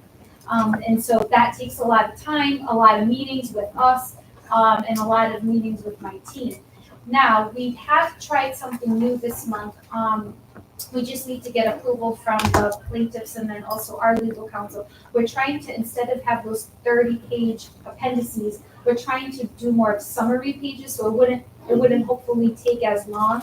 So that would be new. Hopefully we can get that approved by both counsel. And so hence why I'm coming back, asking you all. We're hoping not to have to spend the extra $100,000, but I didn't want to have to come back to you all again. So we asked for that amount. I did ask through, knowing that this goes, our last report is in October, what their estimate would be. And that's, the proposal that they gave me. But like I said, we have really tried to consolidate the report. So hopefully that will help, really decrease the amount that they're charging us each month.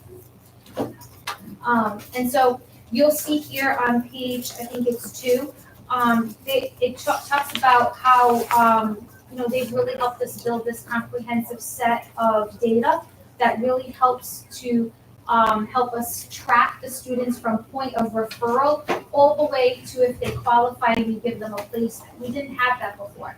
So that data has been essential in helping us as we're building out better data and better efficient systems. And so that data that they've been helping us collect has really helped us in a lot of the efficiencies that we've been putting in as a department, which has been great.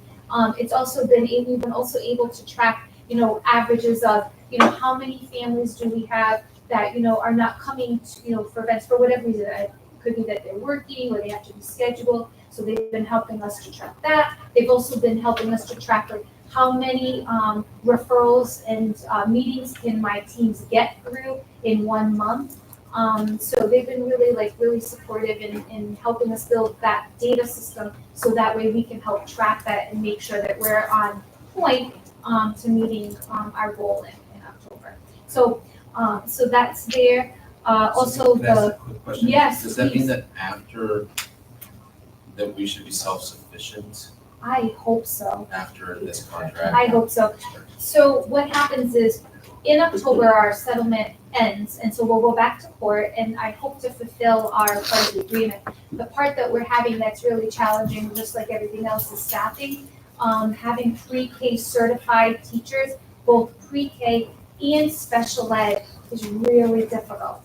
And so, we've been, that's been a struggle, a challenge.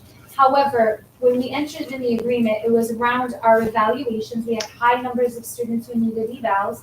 And then it was also around placements. We didn't have a lot of classroom seats for students who qualified.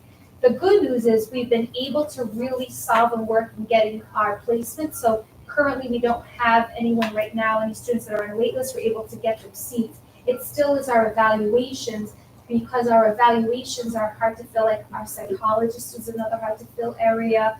And so we're struggling in that. So it hasn't been easy, but we are really, the team has been working so hard. We've really changed a lot of our course in building really efficient systems and try to let different pathways to help the teams to move things quicker. And so we've seen that in the data, but we still have a little ways to go. But we're, fingers crossed, we're gonna keep working. We're gonna try this summer to hire some additional teams to kind of help us to get through that this summer too. So hopefully after October, we won't have them as the court appointed monitor, and we will be able to exit the settlement, but I won't know until then. So each month we just do a report. October. Yeah, and then, but we submit the report to the court each month and then to the plaintiff's, legal counsel also. Yeah, and I can send you an example When you too. say that it took longer than expected, for many of the reasons that you outlined, so was it because the data was not captured centrally?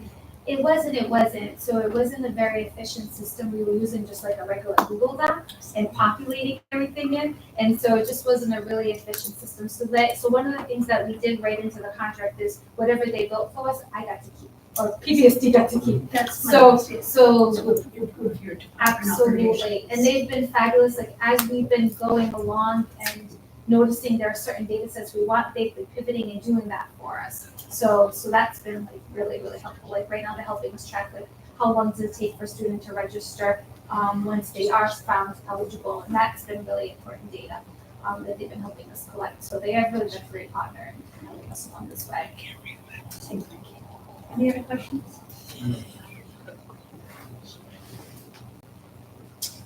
I have no further questions at this point. Thank you, Ms. Stewart. Do we have a motion to approve item 4.5 through consulting? Motion to approve. Second. So moved. Thank you. Moving along, we have item 4.6, city year. That will be me. Yes. Okay, so. So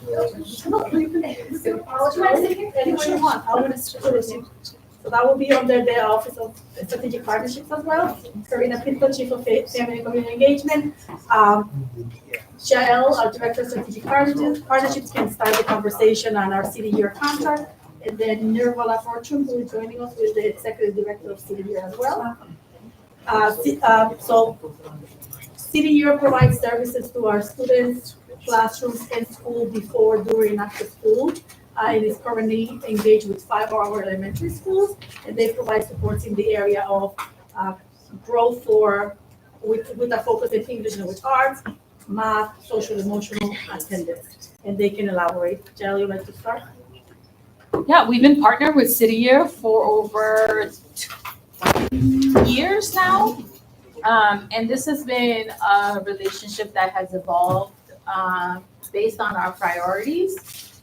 So at one point, we had City Year from elementary through high school.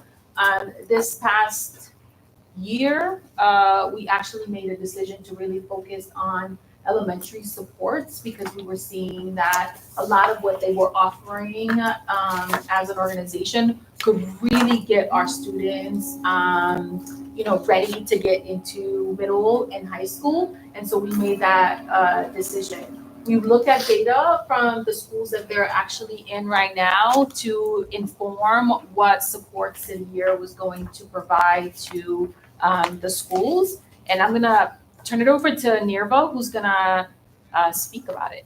Yes. Hello, thank you for allowing me to speak today, committee members.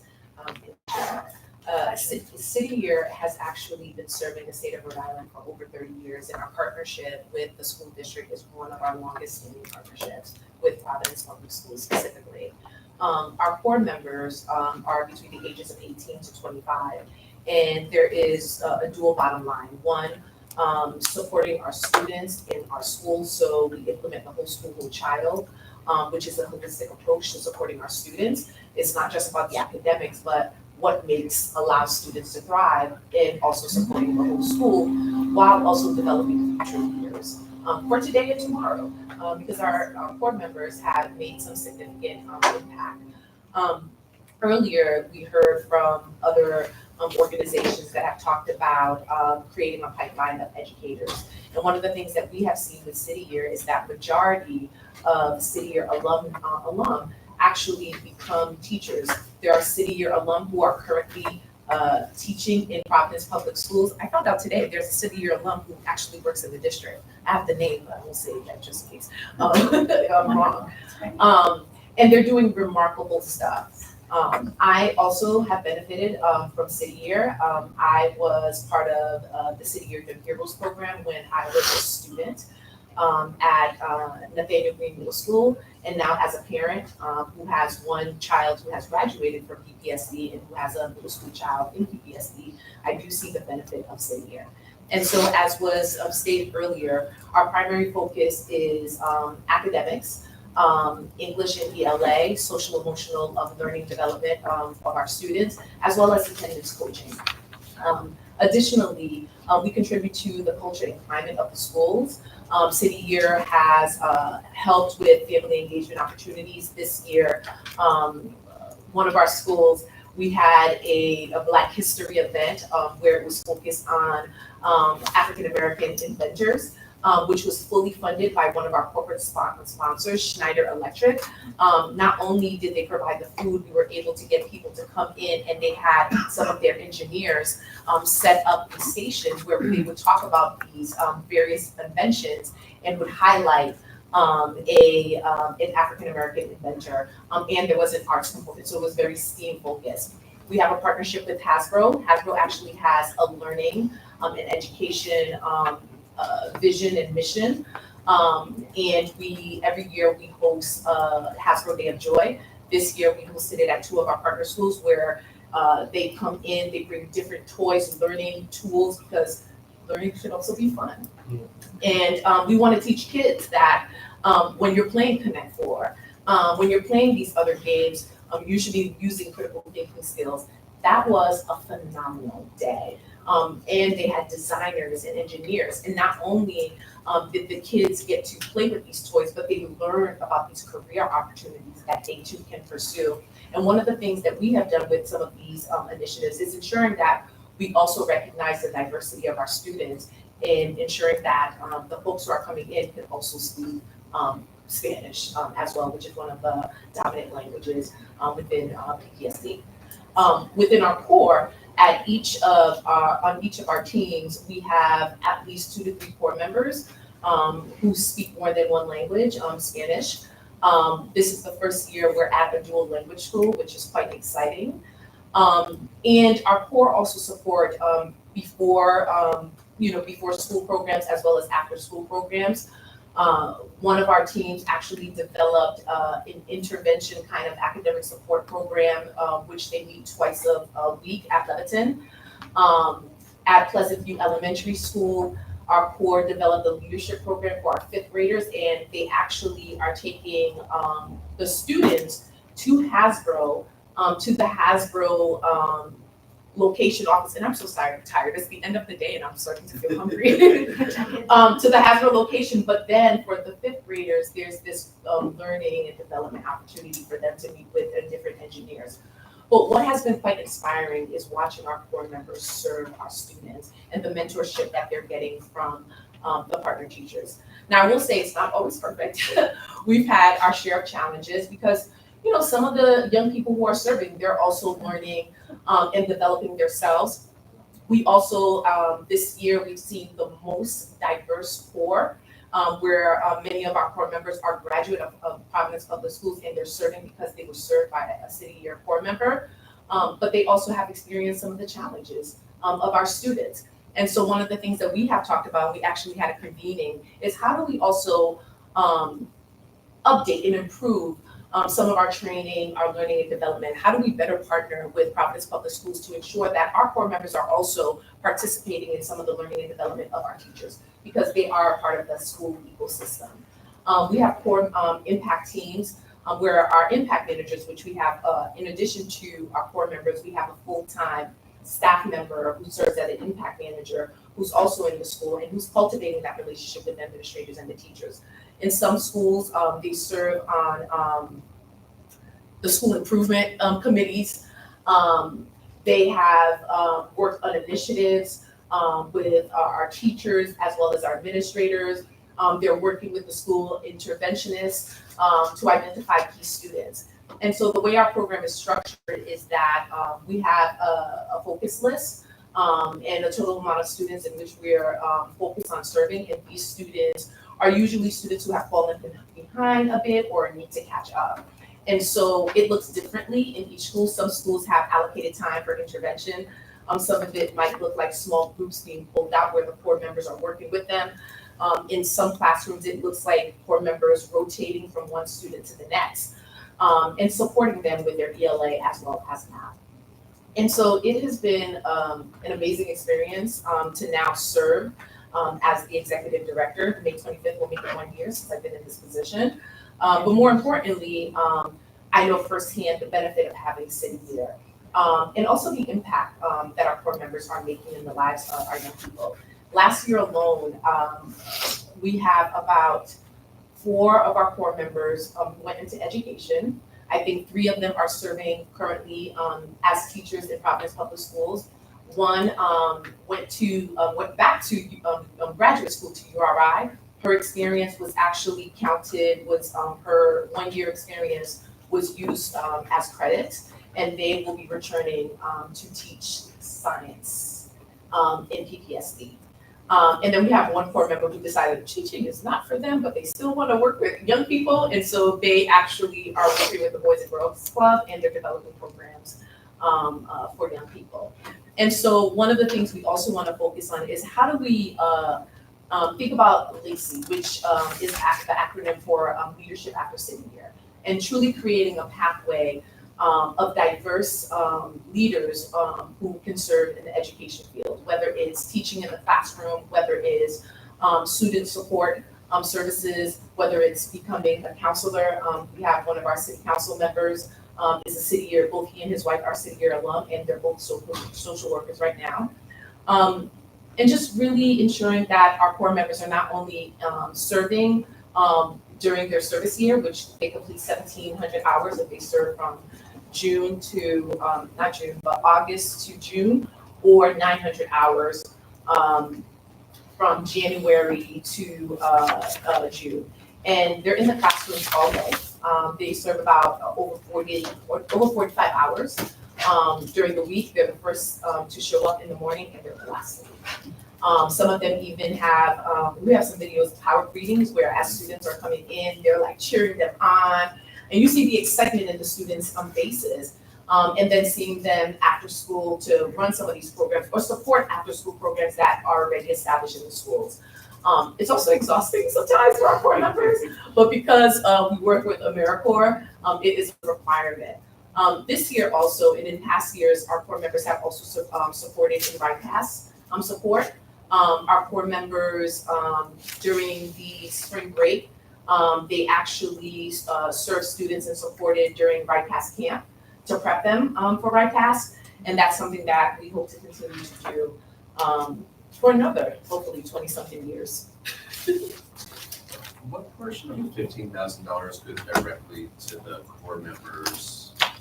And then this is 15,000 per core member? Per core, yes. Yeah, and does that money go directly to them in core compensation, or does some go to city year for administration? So the way our program is structured, because it's a federally funded program, any funding that received for WISWIC has to go through the program. It has to go to our WISWIC program, which is our impact team. So it cannot go towards like my salary or any administrative fees. That is the structure of our program.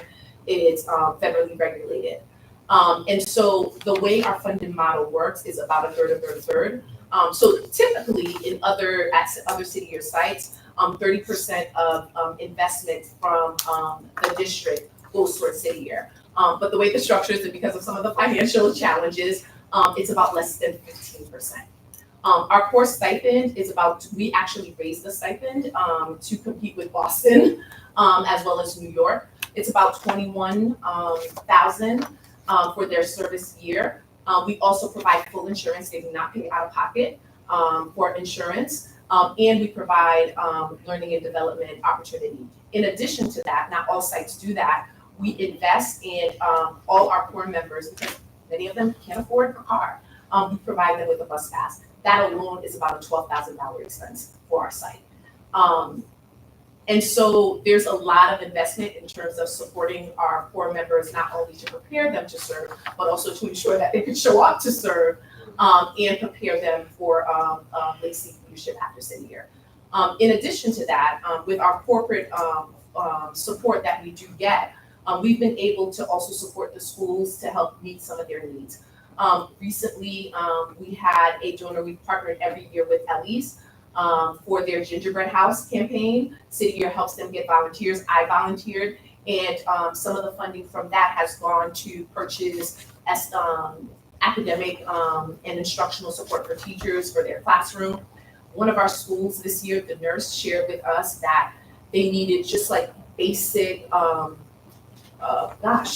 hygiene, just basic hygiene products, from underwears to like soap and stuff for some of our students who were able to get that. And in fact, the nurse from that school started crying when we presented it to them. We have purchased coats for families. We were able to get gift cards during the holiday so families can buy food, because we also know food insecurity is a major challenge. So it's actually a cost benefit in terms of for the school district, in terms of the service that we're providing, how we're engaging with our corporate supporters to really support our students in our schools in a holistic way. How many hours do usually per day do the city year they offer to the schools?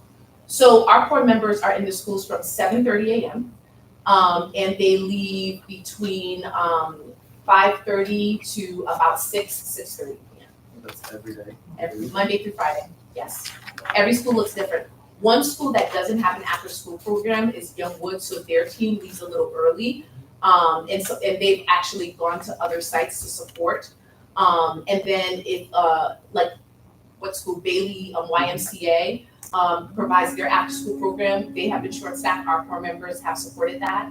At Leviton, twice a week, our core members actually run the after-school program. PVE, we've supported some of their after-school initiatives. And so they're there. They have to complete 1,700 hours. That's again, if they're serving for a year, that's an AmeriCorps regulation. It's a long day. Yeah. So it's truly service. Mr. Fortuna, what about some of the methods you described about adopting attendance coaching? Yeah. Can you describe some of those. Sure. More details. Yes, so every school looks a bit different. One of the things that, first I'll share what we're currently doing, some of the activities that are currently being done, and then I could share also what we're envisioning for next year and what our impact director is working on. And he's not here today because his whole family had a stomach bug and it finally hit him. And so he's out, so I apologize for that. But some of the methods that have been used have been like communications to family. They might send notes, meeting with the students, checking in, reporting back to maybe the school social worker, the teacher, to identify some of the challenges that the students are facing. Some may require to make some phone calls home, but really looking at what are the challenges that are affecting the students' ability to come to school. We're limited in terms of the access that we have. And so we're working with the partner teacher, the school social worker, to better support students. In terms of what we're envisioning for the future is really creating a more in-depth structure so that all of our sites are more uniformed in how we are supporting students. And then if there are some additional activities that the schools would like us to do, then we could look at that, but really making sure that it's uniformed across the board. And does that work in collaboration with the teacher support for the behavior management components that you described? The social emotional learning? Yes. Yes, so I believe Providence Public School uses Castle, or some schools use Castle. We use Castle as the kind of strategy, Yes, looking at the the framework. assessment. So the assessment that we use, no, I wanted to Okay. make sure it was Yeah, Castle. Castle. So the assessment that we use is called DESA, which their competencies directly align with Castle, which is the framework that is used through Providence Public School uses. And so with that assessment, there is actually kind of a list of key things that our core members are supposed to do in observations. And they report on that, and then they share that information with the teachers, and they're working with the teachers to also identify some of these key things, from like self-awareness to, I could actually tell you all of those. Self-awareness, self-management, social awareness, response, decision-making, relationship skills, etc. Thank you. Thank you. Any further questions from the board? I think it's a great program. I've known a lot of people that have gone from that program to either become teachers. I have a personal friend that works with DCYF that did, I think, 2 years for City Year. So I know all the great work that they do. So it's really good to hear that PPSD still doing great work at City Year. Thank you. And I think, at the gala this year, we had a core member who spoke about their experience. It was just so powerful. They got a standing ovation. So this core member, Carmen, is actually starting RIC in the fall to become a teacher. And one of the things that we did this year, we did this career fair where we brought different universities and also different organizations to come to meet with our core. And the ones that applied for college, they all got accepted. We were really excited about that. But we also were hoping some of them did a second year of City Year. But we do have some who are coming back for Rackham to do a second year. And also to hear some of our core members to speak specifically and remember the name of the core member that served them, like Dakota and Kevin. They both are serving this year, and they were served by the same core member who is now a teacher here in Providence. And I know one of our esteemed board members also worked at City Year, correct? No. I worked with Year Up. Yeah, right. Another great program. But it's funny because it was a toss-up between me going to I Year Up and remember you City Up. speaking about that. But very big fan of City. I had a Yes. question. You don't have to look at me. What was I gonna say? I can't give you my back. How many schools historically has Providence schools, has City Year served? Has it only been 5 all the time? It's been between 6 and 5. Oh, okay. 1 year where we had the high school, Central was the 6th one. Got it. And then, what's the how can I word it? what's the reasoning why we picked the elementary schools instead of like the middle or high schools? So it was actually a decision that we made with the City Year team because of the work that they were doing and really focusing on ELA and math. And then we were looking at the data for the elementary schools that they're currently in. And those schools were kind of at the bottom of the RICAS scores. And so we thought that bringing in City Year into those schools will help the students. And that was a decision that was made between the transformation officers, the executive team, to really focus in those grades to get them to the place that they needed to be. Got it. And then another question, sorry, Chair. And I'll also add to, there are studies out there that have shown the benefits of also supporting students at the elementary school level. And what we've seen is the academic gaps in middle school. And by the time they get to middle schools and they're ill prepared, it's harder for them to catch up going into high school. So actually setting the foundation at the elementary school level has significant long-term impact. Yeah. Right. Now with the stipend wise, so how much of a boost went into, increasing the stipend for the AmeriCorps? Oh, that is a point of, that's a difficult one. Come over here, I'm sorry. Yeah. I'm sorry. So, I believe in the past, it may have been like 20, there is a set standard, and it used to be even lower, like in the 90s. I think it was like less than, because there was a core, an alum who shared how, my goodness, they can't believe people complain. They used to get like about like 10,000 or something. It was really low. Even 2005 was low. Right, yeah. And so I think they brought it up from, because this happened before I got there, from like 20,000 to about 22,000. So it was a minor increase, but it did help. One of the biggest challenges is housing for our core members. What we try to do as they're coming here is provide some resources. So to help them find housing, connect them with other core members. We have core members like who are rooming with each other, which historically has happened with City Year, but that has been some of the challenges. So one of the things that we do to try to offset that is that bus pass is pretty significant. Other City Year sites do not provide bus passes, like New York, like those large cities where it's more expensive to get around and larger. Those core members have to figure it out. So we found that that was a big need, and that was something that we decided to make an investment in. It's a significant investment, and because it's WSWIC, there's like these regulations, and with the AmeriCorps funding, the way it works is 1-to-1. So for every $1 AmeriCorps gives us, we have to raise $1.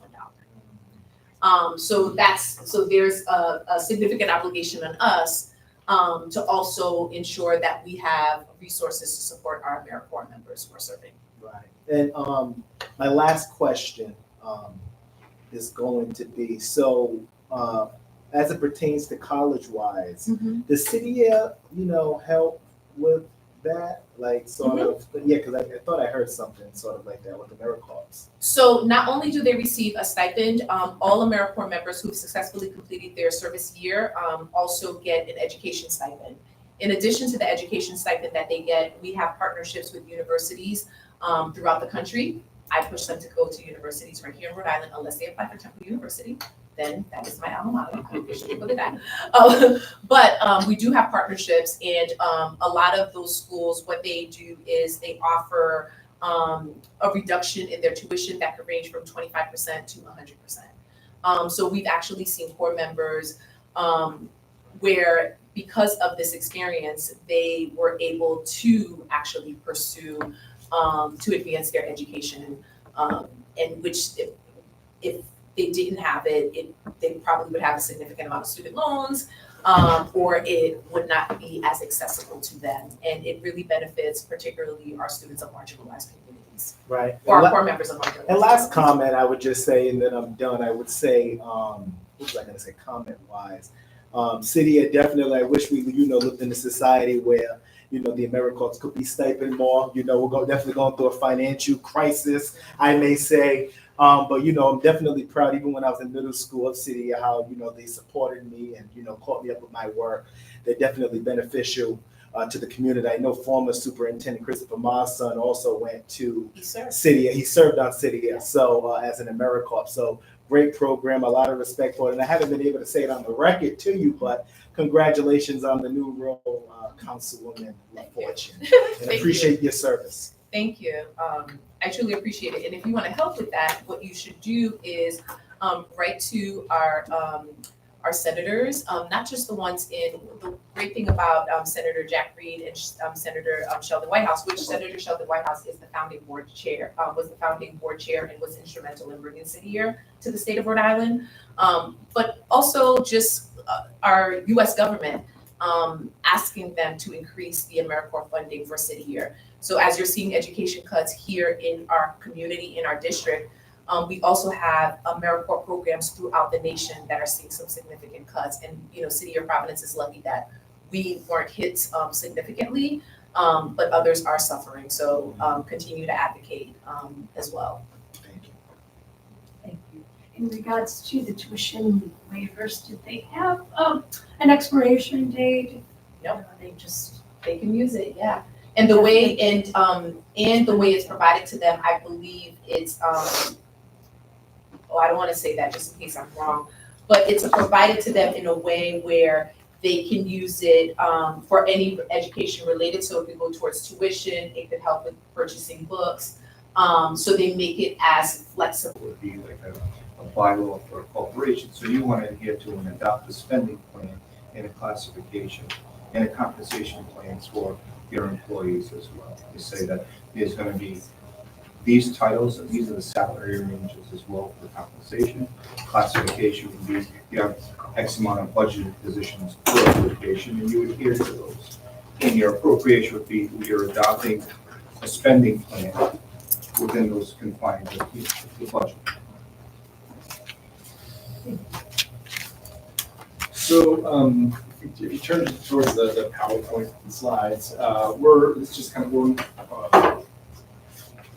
help us understand where we are in the process. So, we were with you in March to talk about some of the early projections. We shared some of our kind of like high-level plans last board meeting in April, talking about the plans to close. Then what you have here is kind of a, hopefully not no surprises, but it includes the details of what that spending plan was to align with what we've articulated before. So slide 3, and it should be noted, so this still will say proposed plan, and that's because we will get final revenue figures from the state in June. We'll need it to be approved by the commissioner. But for all intents and purposes, this is what we're putting forward for FY24, subject to small 25. Subject to change anything. Is the mediation between the city and the bride ongoing, or is the $3 million increase proposed by the mayor the final word on city funding?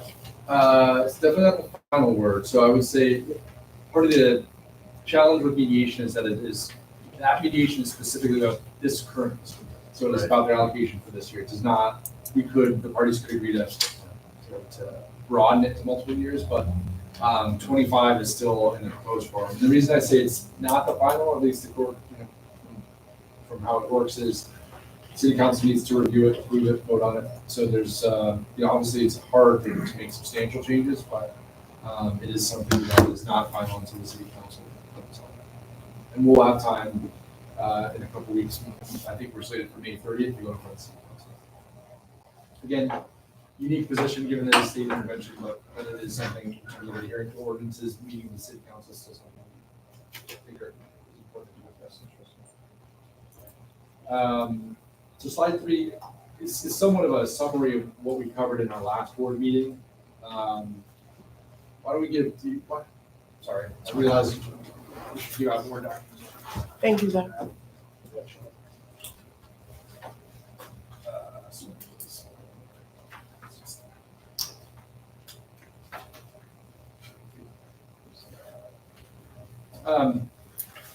So again, reiterating topics that we heard before is that we are facing financial challenges for the upcoming year, some of which are consistent with what we've seen other districts with declining enrollment of the expiration of ESSER funds, some of which is unique to Providence.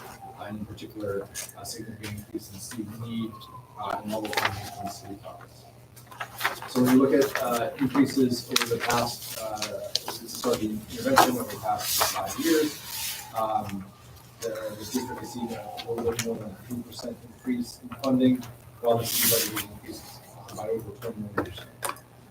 So that funding that comes in, while we have seen declines in enrollment in Providence public schools, that funding is to cover all students in Providence, public and charter schools. So that enrollment has been relatively stable, meaning that that funding is what the district needed to make cuts just to keep pace with inflation. Sorry, Jonathan, do we have to use the word level funding? I mean, level sounds like a good word. You know, and I would appreciate other words. No, I mean, the city's screwing the district, and we're calling it level funding as if that's a pretty good thing. Then I guess it was here anyway. We're city. Well, yeah, I get it, but like, no. Yeah, okay, anyway, let's get back to the point. Like, we're calling it level funding, and it sounds like they're doing something that's like in balance when they're underfunding the district compared to inflation, compared to escalating need, compared to escalating contribution from the state. Like I just wonder, like if my impression is like the mayor doesn't feel pressure. And I just feel like, maybe there are subtle ways that we can up the pressure. And level funding to me, like if I just read this, I'd be like, wow, that's good. Yeah, no, that's fair. And all joking aside, I mean, the way we can drive home, because if someone just reading it as level funding, understand. Yeah, if this is gonna go in the boardroom and the whole community's gonna see it too, it's gonna be like level funding. And it's not gonna be called, stagnant funding or underfunding or, non-compliant with the Crowley Act funding, all of the things that it should be called. It's just a marketing point. No, it's the book, the conversation's important. And do you have any specific details regarding why that happens, or are we still in the air regarding that? Like, why don't they wanna, I mean, right now I know it's gotten to a pretty large amount, but I couldn't any explanation? I mean, I think, my perspective, I think, is that, this lack of funding increase goes back to the worst of time. And so it's not only is the city funding at the level of what, like 2017 or something, like 20 something, created 2019, that now which was like 130 million, that according to like the escalating formula of the Crowley Act, the city should be funding like 165 million. And so the if you show us that you owe us anything, then you might as well. Yeah, so the mayor's digging in his heels. It's like this whole thing is illegitimate because you're asking for 135 million, 165 million. There's no way the city could afford that now. And so, rather than actually like negotiating in good faith, like somewhere that makes sense. I don't mean to say that the mayor's not acting in good faith, but like, the mayor doesn't seem to be motivated to move. And I think it's because of that difference between the 130 and the 165. It gives him the ability to say, look, this isn't my problem, this is a Warsaw problem. Are you making the city pay for it? Yeah, I think the $3 million increase, there was a lot of, appreciation for that increased amount, and it's certainly not sufficient enough, but, shows that, he's coming to the table with some type of increase, but. My only push on that would be that we had energy credits from the city that had a value of $1 million that have been moved for next year. We've been informed of that, so that is $1 million. You'll see it. I mean, we have $1 million more expenses, so that $3 million is now really $2 million. Then the amount we now need to pay to increases in charter enrollment is 1.7. So like the amount that's actually net coming in PBSD is.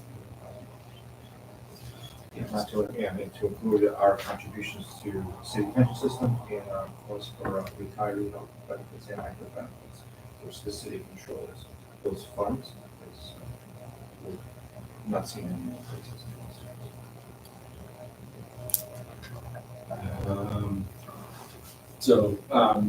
Despite these challenges, we are trying to sustain some of our investments that we made, some of which you've actually heard of from tonight. The translation and interpretation is one that we wanted to retain in our local budget for next year. But those obviously come with really difficult trade-offs and challenges, much of which have been implemented already, but frankly, more may need to come if we do not see an improvement in our revenue forecast for the future. So what you'll see here is, I think, some of the details around how we've been implementing what our spending plan looks like so far, based on those financial characteristics. So I'll move us to slide 5, and I'll just give you an overview of. And this was new to me when I came to Providence, what these were. But now they're something that I'm familiar with. So please push it if you have questions on what each of these are about. The appropriation is in large part our spending plan, so it describes funding by category. The state requires us to categorize funding in a certain way, so you'll see some of the titles are a little wonky, but it's based on the codes that the state uses. The appropriation is for local funds, so that's state aid and city aid. It does not include federal dollars or grants. The compensation ordinance identifies positions and salary ranges for the upcoming fiscal year. And assumes all contractually agreed upon salary increases. So all of our contracts will have a slight increase for next year. The PT contract expires, so that will not be in effect next year, but there is an increase on the last day of the current contract. It also identifies positions added and removed from the previous year. And this is for all positions and all funding sources. Classification includes FTEs by school and department. And it's also all funds work. So you see funding from all positions regardless of source. Slide 6, while not an ordinance, is an important overview of our revenue forecast for next year. And obviously the CA is going to be a focal point because it's not what the city has proposed, nor is it what the obligation is on the city's part. So the city's obligation under the Crowley Act is 163 million. They have proposed 20 million less than that at 133. They dispute that, by the way. There's a reason why the mayor says that it's not 162. A couple reasons we've heard. One is that they believe it doesn't compound, which there's no. I don't think there's anywhere you read the statute that way, but like it says you increase it based on the prior year, so I don't know how you. There's also a dispute on whether you read it based on the increase from the state to the city of Providence, or from the state to the overall. To the overall, yeah, to all states. That's right. And I think the plain reading is state to overall state. And the other practical reason is that when you look at state to city, again, that if you just look at Providence public schools, there are, we might be down from state aid, but if the charter school is growing, they're seeing aid go up. But so the aid from the city covers all the students in the city of Providence. So if you only do the state to the district look, you are missing a large portion of, at this point, over $30 million that we then pay out to charter schools. So obviously this spending plan is built on an assumption of 147. That is the same budget that we had in place for last year. Which is, I think when we had these disputes in the city over the years, the difference in belief wasn't as big, but it is getting big and growing. So we recognize that asking for the full 160 wasn't feasible, even if it was what was required. And so our proposed request for this coming year is about the same, slightly less than it was last year. We have had, I think we showed this last time, an increase in state aid through the funding formula, which was good after being a slight decline. But one of the things that's still up in the air is the categorical funding, what will happen at the end of the General Assembly session. So I think we watch that very closely because that categorical funding has become an increasingly large part of our budget from just around 3 or 4 million just several years ago now. Yeah. So revenue, that's a revenue outlook on our.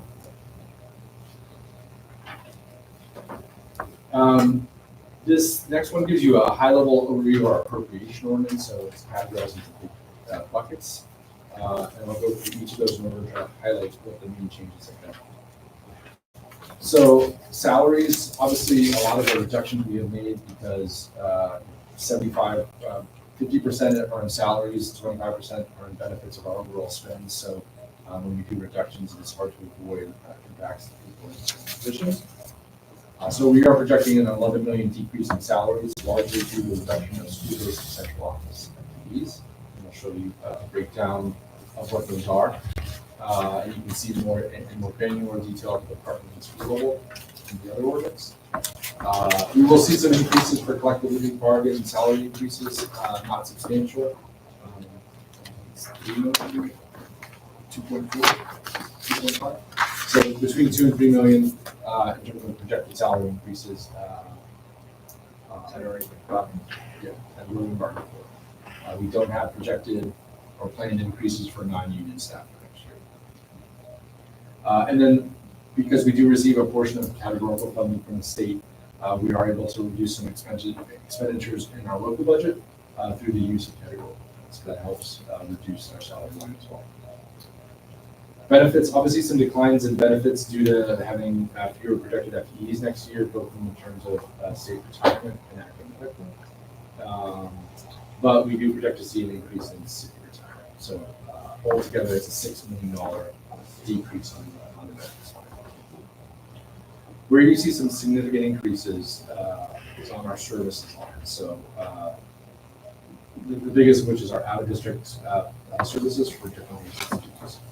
So we have seen an explosion in terms of the needs of our students. At the same time, we are seeing significant challenges with staffing for our special education students.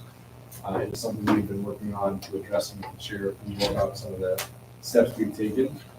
That is something, and I was actually, I'll share this at the board. You know, something, while we don't have the most recent years of data from the state, it is something that has grown pretty substantially statewide until the FY23 is the last data that's publicly available. But it is not something unique in Providence, and frankly something that I think is being seen in other large urban districts. What's associated with that is then that comes with the transportation expense. So we've actually seen, I think, we've been able to reduce expenditures or at least control them on our in-district transportation through some of our bell time changes. But as we send more students out of district, that requires a significant investment in transportation. The last increase here is on charter tuition. So that is based on the projected city aid portion to the charter. So I think there's now over 30 million in charter tuition that the district pays. The other one is one that is investment sustaining what we've done in ESSER. So over the course of the past few years, we've increased interpretation and translation services. We have a contract for effective this evening. That was all done through ESSER. But recognizing the importance that will be funded out of our local budget next year. You'll see that in the appropriation focus. We made small reductions, not small, I mean overall large, but in the grand scale of our budget, in both supplies, furniture, and technology, totaling about $1 million, countered by the removal of energy from the city, which we're projecting an additional $1 million on our electricity line. May I ask why the removal of energy credits transpired? I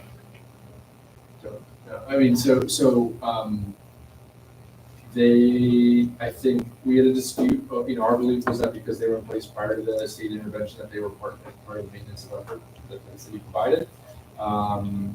They believed that they weren't, and that they were kind of a benefit to the district.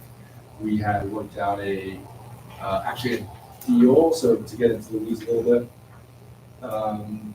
the city has far more credits than they have buildings to use them, and so they have to sell them at a discount. We had offered to pay for those above the $1 million at face value, essentially letting them purchase them from us at a better value than they were getting in the market. But the deal didn't pan out. And I think, they thought they'd do a better job of selling all their credits to other entities outside than Providence.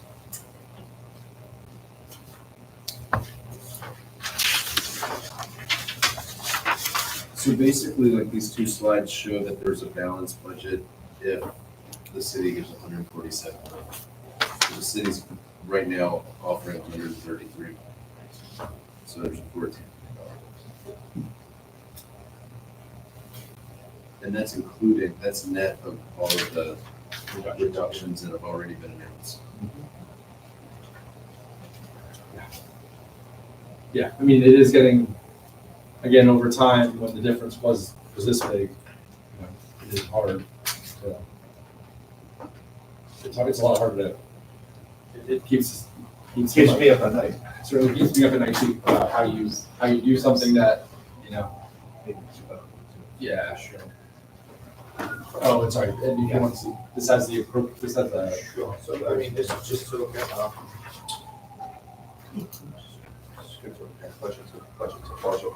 just to look at specific line items.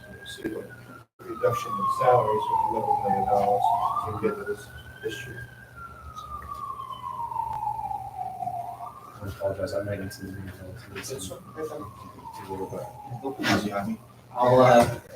the next one I'll show on slide 8 is just a summary of FTE changes by level, so it's broken down between elementary, middle, and high, as well as multi-school, which is often positions that are funded centrally but work at schools, so social workers and other positions that work across multiple schools, and then central office. So we are, you can see in detail, but we are projecting 290 less FTEs last year, roughly a 9% decline in that. At the school-based level, that means more than 60 fewer teaching positions, 25 plus social, emotional, and behavioral staff, 30 plus administrator and academic support staff, and then 45 plus classroom and support staff positions.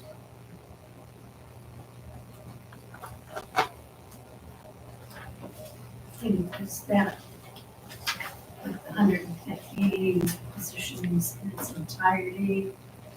Which is right here, yeah, the 290 is all in, all funding sources, local budget, non-local budget.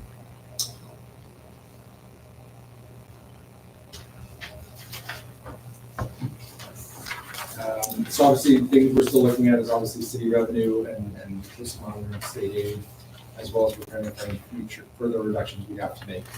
That it becomes challenging after there's a few statutory deadlines that we are now passing. So there's the June 1 deadline that you saw. For the first time in a while, we had to now renew roughly 60 probationary teachers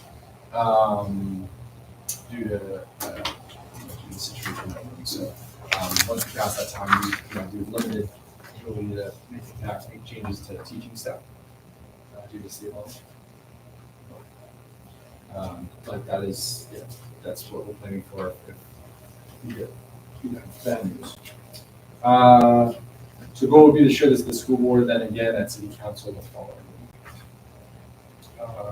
And lots of information to digest, so I want to make sure people have time now, but also we'll share this with the full board and have time for discussion.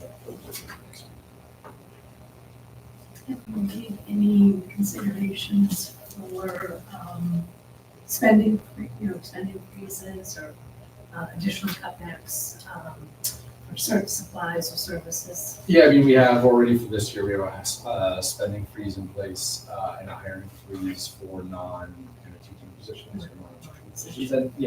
And we've had to approve some above that, but that just might have to carry over to next year.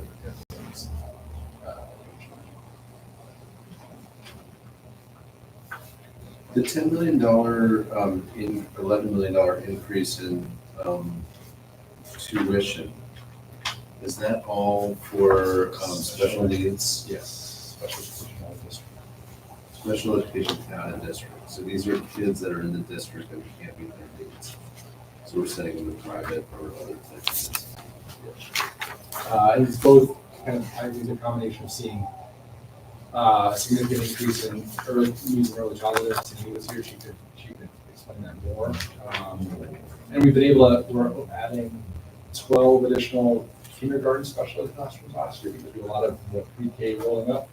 But that's only helping us keep the kids that are already in the district. I think some of it is that the number of teachers out there, it's hard to find teachers who can do this work well. I think the stat we saw was there's been one person in the past 3 years who's graduated in Rhode Island with the early childhood special education degree. So, I mean, some of the things we're trying to do is increasing the pay for substitutes. I think we'll have another conversation with GT about differentiating pay for special educators in particular. But for the staff that were affected most recently by these non-renewals, those who are in early childhood positions without special education, we're going to reach out and say, listen, we'll pay you, we'll support, we'll do whatever for you to get your special education certification. It's just, we are in such challenging times for getting those staff members.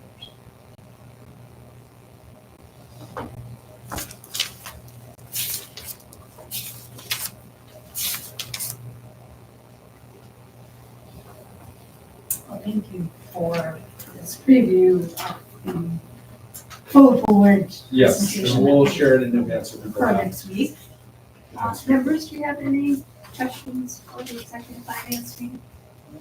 Just need some time to go over all this stuff. Yes. Lovely. Well, thank you so Oh, much. one thing, And, can you explain the city retirement thing, the 1.5 million?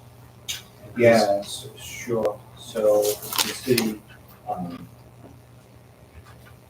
there's an actuarial that looks at the total funding in the city retirement account and projects out the number of retirements and how much needs to be in that fund. Then they come back to each city department and say, this is your funding obligation based on the number of people that are eligible for city retirement.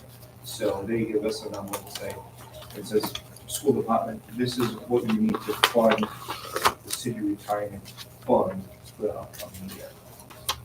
Okay, so why is it such a large increase? I mean, The fund is the fund, yeah, I mean, it's I think it's over $1 billion on the fund. And I think if you go OPEB into it, it's probably $2 billion. So we do a benefits piece for retirement, plus the retirees, it's a $2 billion unfunded liability to the state. That's why they went to the state last year, Senate to try to borrow money when interest rates were low. They didn't act in enough time to try to borrow money or put a bond out to try to fund the pension. They just had opportunity, so now they're funding catch up. does the city retirement plan roll up to the state plan? So we said, so ERSRI is for our certified administrators and teachers, certified administrators and teachers. And so the city retirement plan is a private plan for folks that are uncertified. I answer your question. Yes. Yeah, I guess my follow-up question is like, so that's, do we anticipate like further increases? Absolutely, 1,000%. Every year? Every year. Unfunded, like I said, it's $1 billion unfunded liability. So we are paying for that with sins of the past. Yeah. So when, prior administrations gave out compounded COLAs to retire, here we are, we're paying for it. So they come to us for more money. Oh, so that's what I said earlier. So for, the active and the retiree, and that same thing with active. So it's not a one-for-one correlation. When we see a reduction of staff, we still have a funding obligation to put into the active medical account because we're self-insured. So we won't see our contribution reduction until maybe 1 or 2 years later. So they keep coming to us asking for more money, plus the increase in charter schools. But, the $3 million increase it's a drop in the bucket. Yeah. Not even, it doesn't even. That's. Yes, so that's what our argument is, and we were underfunded 10 years ago. at $128 million. Has there been any deliberations with the charter schools in Providence about, trying to renegotiate with them for the funding levels? So it's all, Increasing exponentially. yeah, so, By state law. it's in statute. that We are you know, trying to do something so they participate in our athletics, which is fine. But so to this date, they've done it at no charge, right? We're going the full cost. So we are working to have a reimbursement program where they would, we'd love, for them to participate, they're gonna have to. It will be voluntary if they did. Yeah, they would just, we want to make the students pay for the schools. Sure.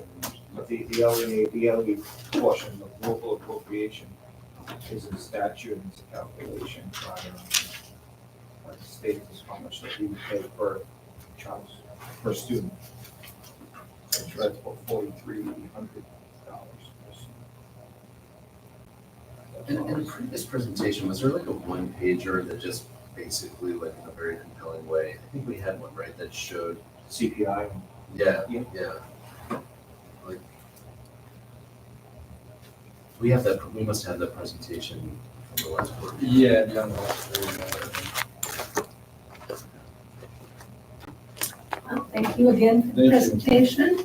At this time, do I have a motion to adjourn the meeting? Motion. Thank you. The time is now 8:21 p.m. and we are finalizing this meeting. Thank you. Have a good evening.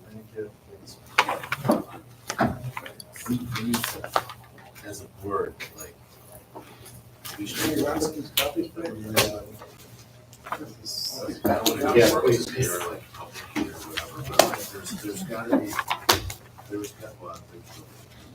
wait, Mike. This is-